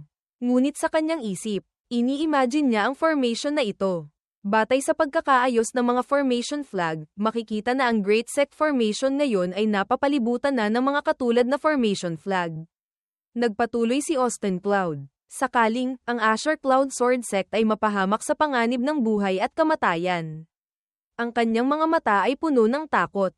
May maliliit na pawis sa kanyang mukha. Kung gayon, ang aking mapayapang buhay na 9 AM pasok, 5 PM uwian, paano ito magpapatuloy? Medyo nagulat si Austin Cloud. Nagsalita, nagtanong sa maliit na spirit na nakatayo sa harap. Paano mo natuklasan ang formation flag na ito? Nang marinig ang mga salitang iyon, walang tigil na nasasabik ang maliit na spirit. Iwinawagayway ang mga kamay at paa. Ngunit hindi nagsasalita. Nagdulot ito sa kanya ng kaunting pagkalito. Nagtanong si Austin Cloud. Gabi, noong lumabas ka para sumipsip ng essence ng langit at lupa, may nakita kang nagal ilibing ng formation flag dito. Natatandaan mo ba ang itsura ng taong iyon? Nang marinig ang sinabi niya, mabilis na ginamit ng maliit na spirit ang kanyang skill. Lumikha ng isang lilang usok. Lalong kumapal ang usok. Agad na lumitaw ang imahe ng isang lalaking may mabangis na anyo. Iyon pala ay si Zhao Rui. Nang makita ang imaheng iyon, hindi niya maiwasang magulat. Iniisip, Zhao Rui, siya nga pala. Ginamit niya ang kanyang magic. Iwinasiwas ang kamay. Agad na lumitaw ang magic. Nagsalita si Austin Cloud sa maliit na spirit. Ang bunuti ng formation flag nang hindi napapansin ng kalaban, napakahirap. Mabilis siyang naglabas ng isang espadang nakatago sa loob. Nagpatuloy si Austin Cloud. Kahit hindi ko mahanap ang lokasyon ng lahat ng formation flag, ngunit kung mangangahas si Zhao Rui na i-activate ang formation. Isang malaking magic spell ang mabilis na bomb alot sa pulang bandilang nakatusok sa lupa. Nagpatuloy ang boses ni Austin Cloud. Lahat ng sword chi na inayos ko ay agad na mahahanap ang pinagmulan.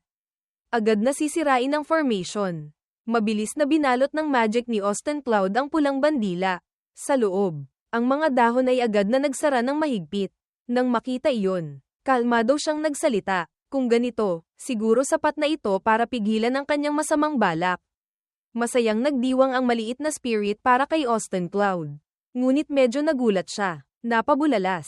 HMPH. Napakasaya ng itsura ng maliit na spirit. Nang makita iyon, sinabi niya, pakiramdam mo ba nakagawa ka ng malaking kontribusyon? Gusto mong sumama sa akin sa laban? Agad niyang kinurot ng mahigpit ang pisngi ng bata. Sinabi ko na, ang iyong pag-iral, sa mga patakaran ng sekta, hindi ka maaaring umakyat sa entablado. Nang marinig ang mga salitang iyon, medyo nagalit ang maliit na spirit. Nagpabintog siya ng pisngi. Ang mukha ay may kaunting hinanakit. Susunod, tumakbo siya. Hinawi ang laylayan ng kanyang damit. Medyo nagulat si Austin Cloud. Hindi nakakilos agad. Hinawakan ng mahigpit ng maliit na spirit ang isang kulay kahel na piraso ng papel. Pagkatapos ay ipinakita ito. Nang makita iyon, walang magawang nagsalita si Austin Cloud.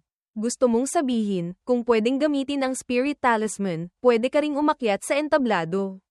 Biglang nanlaki ang kanyang mga mata, na parang may naintindihan. Masayang sinabi ni Austin Cloud sa maliit na spirit. Tama, ang kompetisyon ng sekta sa pagkakataong ito, walang limitasyon sa anumang patakaran. Spirit Talisman, Formation, Talisman, lahat pwedeng gamitin. Kung gayon, kung gagamitin ko ang Spirit Beast na ako mismo ang nag-alaga para sumali sa laban, siguro walang problema. Ano? Masayang mabilis na lumipad paikat ang maliit na spirit sa paligid niya. Susunod, kinamot niya ang ulo. Walang magawang sinabi. Ngunit, balak ko sanang sumuko. Kahit isama kita, hindi kita pwedeng paakyatin sa entablado. Nang marinig ang mga salitang parang kidlat sa pandinig, umiyak ng husto ang maliit na spirit. Nataranta, nanigas, hindi makapaniwala sa sinabi niya. Mabilis na lumipas ang oras. Madaling araw ng ikalawang araw. Ang kompetisyon ng sekta ngayon ay nagpapatuloy. Inaanyayahan ng 28 disipulong nakapasok sa susunod na round na umakyat sa harap. Nang marinig ang hudyat, ang iba mula sa himpapawid ay mabilis na bumaba sa arena. Sabay-sabay silang nagsigawan. Hu, hu, hu, hu. Nang makita ang pagdating ni Melody Swordheart, masayang nagsigawan ang mga tao sa paligid. Tingnan ninyo, ang nangungunang disipulo, si Senior Sister Melody Swordheart. Galingan mo. Sa sandaling ito, ang elder na iyon ay nakatingin sa listahan ng laban. Itinaas niya ang mukha, nagsalita. Austin Cloud, nasaan siya? Bakit hindi pa siya umaakyat sa entablado? Nang marinig iyon, nagsimulang magbulungan ang mga tao sa paligid. Ano ang pinag-uusapan nila? Yang si Austin Cloud, hindi kaya umatras na siya? Ang ganito kaalagang kompetisyon, nang ahas siyang hindi dumating. Nang hindi makita ang kanyang presensya. Labis na nagalit ang elder. Sumigaw ng malakas. Austin Cloud. Ang walang hiyang batang iyon. Ang ganito kaalagang kompetisyon. Nangangahas siyang ituring na laro. Nang marinig ng lahat ang mga usapan tungkol sa misteryosong pagkawala ni Austin Cloud. Walang magawang nagsalita si Hallmaster Go para magpaliwanag. Sa totoo lang, ang disipulong ito ko, may isang ugali, kahit anong oras, sa Snake Hour lamang siya nagsisimulang tuparin ang misyon o pumunta sa training platform. Sa tuwing pinapagalitan ko siya, lagi niyang sinasabi ang 9 AM pasok, 5 PM uwian. Ang salitang ito, talagang hindi ko maintindihan. Sinulyapan niya ang isang tabi. Pagkatapos ay nagsalita, ngayon, 10 hour pa lang, sa tingin ko. Siguradong nasa loob pa siya ng kanyang cultivation cave. Hindi pa pumaparito. Medyo naiinis ang elder na iyon. Napabulalas. Hindi kaya, ang buong sekta natin, kailangang maghintay sa kanya hanggang Snake Hour bago makapagsimula ng kompetisyon. Nang marinig iyon, nagsalita ang lalaking may asul na buhok sa tabi. Patawarin ninyo ako sa prangka kong pagsasalita. Kung hindi niya pinapahalagahan ang kompetisyong ito, kung gayon. Mas mabuti pang tanggalan na lang siya ng karapatang sumali. Nang marinig iyon, naalala ng isang tao ang sinabi ni Elder Wenjian. Kung naglagay na ng especially iya ang demon sect sa ating sekta, kung gayon. Samantalahin natin ang pagkakataong ito para subukan siya ng kaunti. Nagsalita ang taong iyon. Mga kasama, huwag ninyong kalimutan ang plano na ginawa natin kahapon. Kung basta na lamang natin siyang tatanggalan ng karapatang sumali, ang plano natin kahapon, hindi ba't masasayang lamang? Nang marinig iyon, nagsalita si Elder Wenjian. Tama ang sinabi ni Second Elder. Dahil doon, hindi maaaring tanggalan ng karapatang lumaban si Austin Cloud.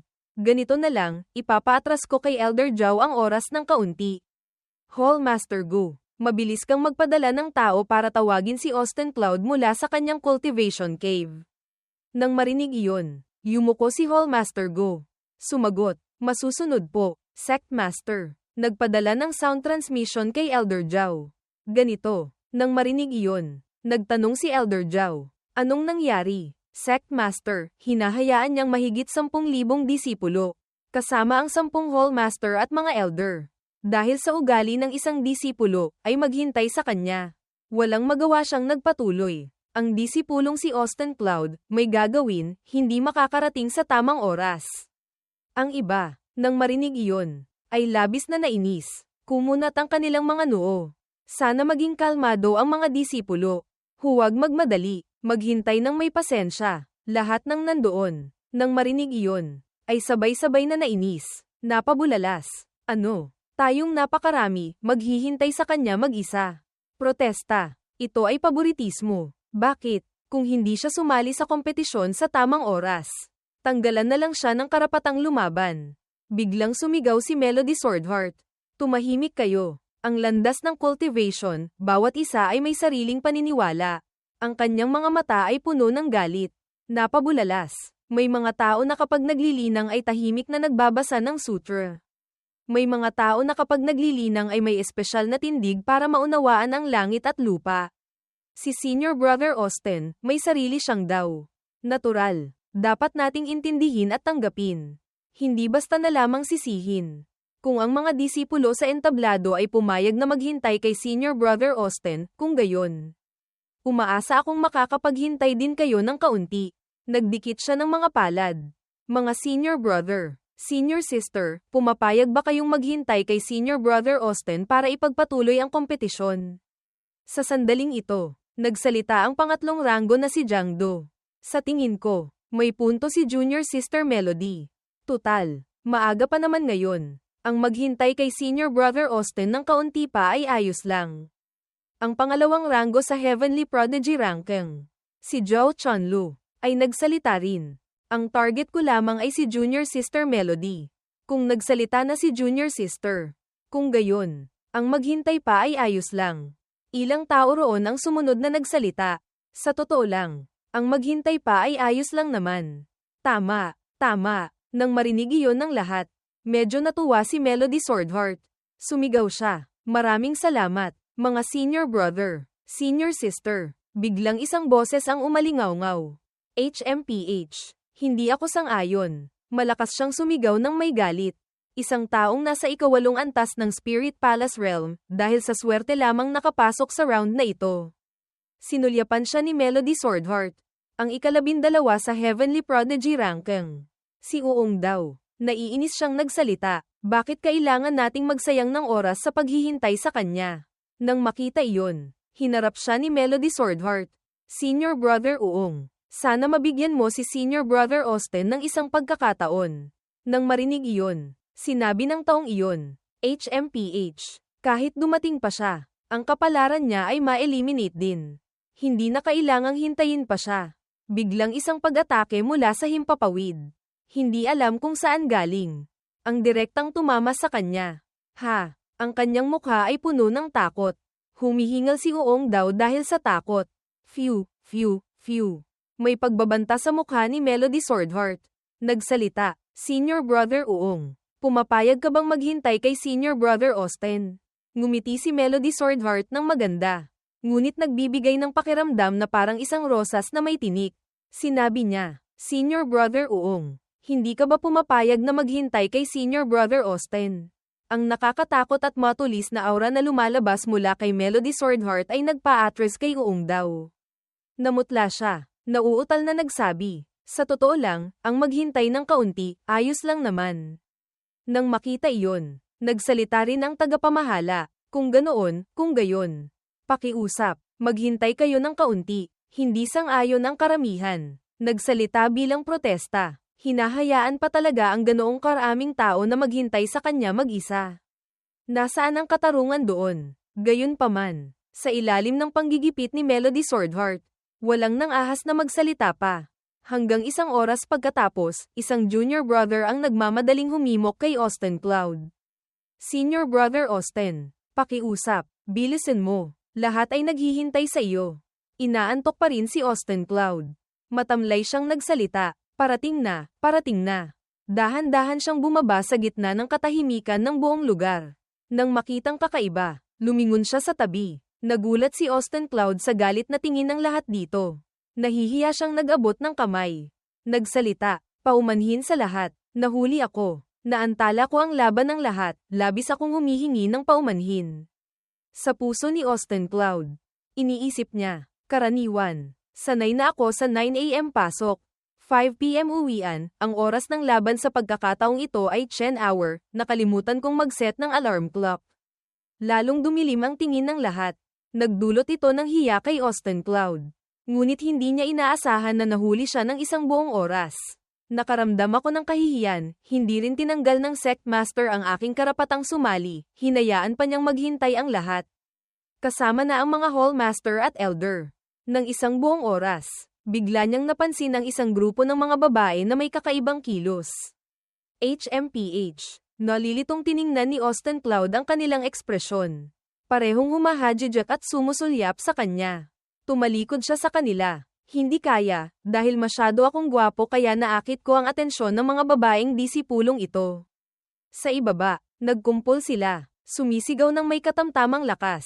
Nakita ninyo ba? Ito si Senior Brother Austin Cloud na ipinagtanggol ni Senior Sister Melody kanina.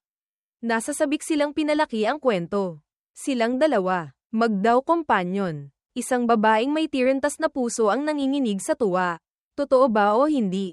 Ang isang taong adik sa pagsasanay ng espada at malamig tulad ni Senior Sister Melody, marunong palang maghanap ng daw kompanyon.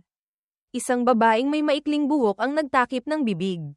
SSHH. Huwag kang maingay. Narinig ko lang ito mula sa ibang junior sister. Lumipad ng mataas ang kanilang imahinasyon. Sinabi niya, narinig ko. Silang dalawa, dahil nag-aalala na paghiwalayin ng mga hallmaster, maaari lamang silang palihim na magmahalan. Nagulat ang babaeng may tirentas. Hindi ba't katulad ito ng plot sa librong ang hindi masasabing kwento sa pagitan namin ni Senior Sister Cold Beauty? Tinakpan ng babaeng may maikling buhok ang bibig sa gulat. Narinig ko, si Senior Sister Melody daw ang sumusuporta kay Senior Brother na iyon. Ito, malinaw na plot ito sa My Domineering Senior Sister Loves Me. Kahit na ang buong Asher Cloud Sword Sect ay nalulunod sa kapaligiran ng paglilinang. Para sa mga disipulo, ang libangan pagkatapos maglinang ay isang bagay ding hindi maaaring mawala. Iyon ay ang hindi masasabing kwento sa pagitan namin ni Senior Sister Cold Beauty, isang maagang obra ni Guyu. At isa pang obra na pinamagatang, My Domineering Senior Sister Loves Me. Kung hindi maghahanap ng kaunting gagawin para pumatay ng oras, malaki ang posibilidad na magkaroon sila ng cultivation deviation. Hindi lamang hindi tataas ang cultivation level kundi bababa pa. Bukod pa rito, ang paraan na ginagamit ng maraming babaeng disipulo para pumatay ng oras at ibalik ang kanilang dowheart ay ang nobela. Sa sandaling ito, naghagis si Elder Wen Jian ng hindi mabilang na mga card. Malinaw na nagsasalita, kung dumating na ang lahat. Kung gayon, magsisimula na ang bunutan. Tiningnan ang card sa itaas. Biglang umilo ito ng kulay ginto. Nanlaki ang mga mata ni Austin Cloud. HMPH. Bakit nakikialam si Sect Master sa bunutan? Isang card ang lumipad patungo sa kanya. Inabot niya ito. Pagkatanggap, nagreklamo siya sa kanyang puso. Numero 1. Pangkat A. Hindi nga. Ang unang laban, ako pa talaga. Umakyat si Austin Cloud sa entablado. Hinarap ang kanyang kalaban. Tumahimik ang paligid. Nakatutok ang lahat sa dalawang nasa itaas. Nag-anunsyo ang elder. Magsimula na ang laban. Agad na itinaas ni Austin Cloud ang kamay. Elder Zhao, gusto kong. Hindi pa natatapos ang pangungusap. Isang malakas na ubo ang umalingaw-ngaw. Nagbababala. Itinaas ni Elder Wen Jian ang kanyang boses. Nagsasalita. Ngayon, malapit nang matapos ang kompetisyon ng sekta. Ang 28 disipulong ito ay pawang mga natatanging disipulo ng aking Asher Cloud Sword Sect. Umaasa akong ang mga disipulo ay lalaban ng may kumpiyansa sa sarili. Sa tingin ko, sa lakas ng lahat, siguro naman walang mangyayaring takot bago pa man lumaban at iniisip ng sumuko. Tama ba? Tumingala si Austin Cloud. Nalilitong nakatingin sa kanya. Nang marinig iyon ng karamihan. Mariin din silang tumutol. Kahit hindi makapasok sa huling laban. Kailangang gamitin ang buong lakas. Lumaban hanggang sa huling sandali. Hinding-hindi si Suko. Hindi dapat basta-basta sumuko. Ito ang disipulo ng Asher Cloud Sword Sect natin. Sabay-sabay ding sumigaw ang iba. Tama, tama, tama. Nagdulot ito ng pagkatulala kay Austin Cloud. Habang ang karamihan ay masigla pa ring nagsasabi. Tama, tama ang sinabi ng Sect Master. Lumaban ka ng malaya, sa ilalim ng nag-aalab na tingin ni Elder Wen Jian.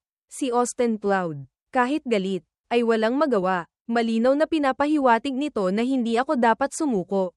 Kung matatalo ako ng hindi lumalaban, Siguradong papunahin ako ng opinyon ng publiko. Magiging kaaway ng buong sekta. Iniisip iyon. Pagkatapos sumigaw ang referee ng, magsimula na ang laban, muli. Napilitang magngalit ng ngipin si Austin Cloud. Inilabas ang talisman. Hinarap ang laban. Sect Master, magaling. Ang alas mong ito, wala. Sa harap ng pader ng talisman ni Austin Cloud. Kalmadong lumipad pa itaas ang kanyang kalaban. Siya si Uong daw. Mula sa Star Cloud Hall. Ikalabindalawa sa Heavenly Prodigy ranking. Unang antas ng Purple Mansion Realm. Sumigaw siya. Parehong pamamaraan. Ilang beses mo ba itong gustong gamitin? Pagkasabi nito, ibinaba niya ang paa sa lupa.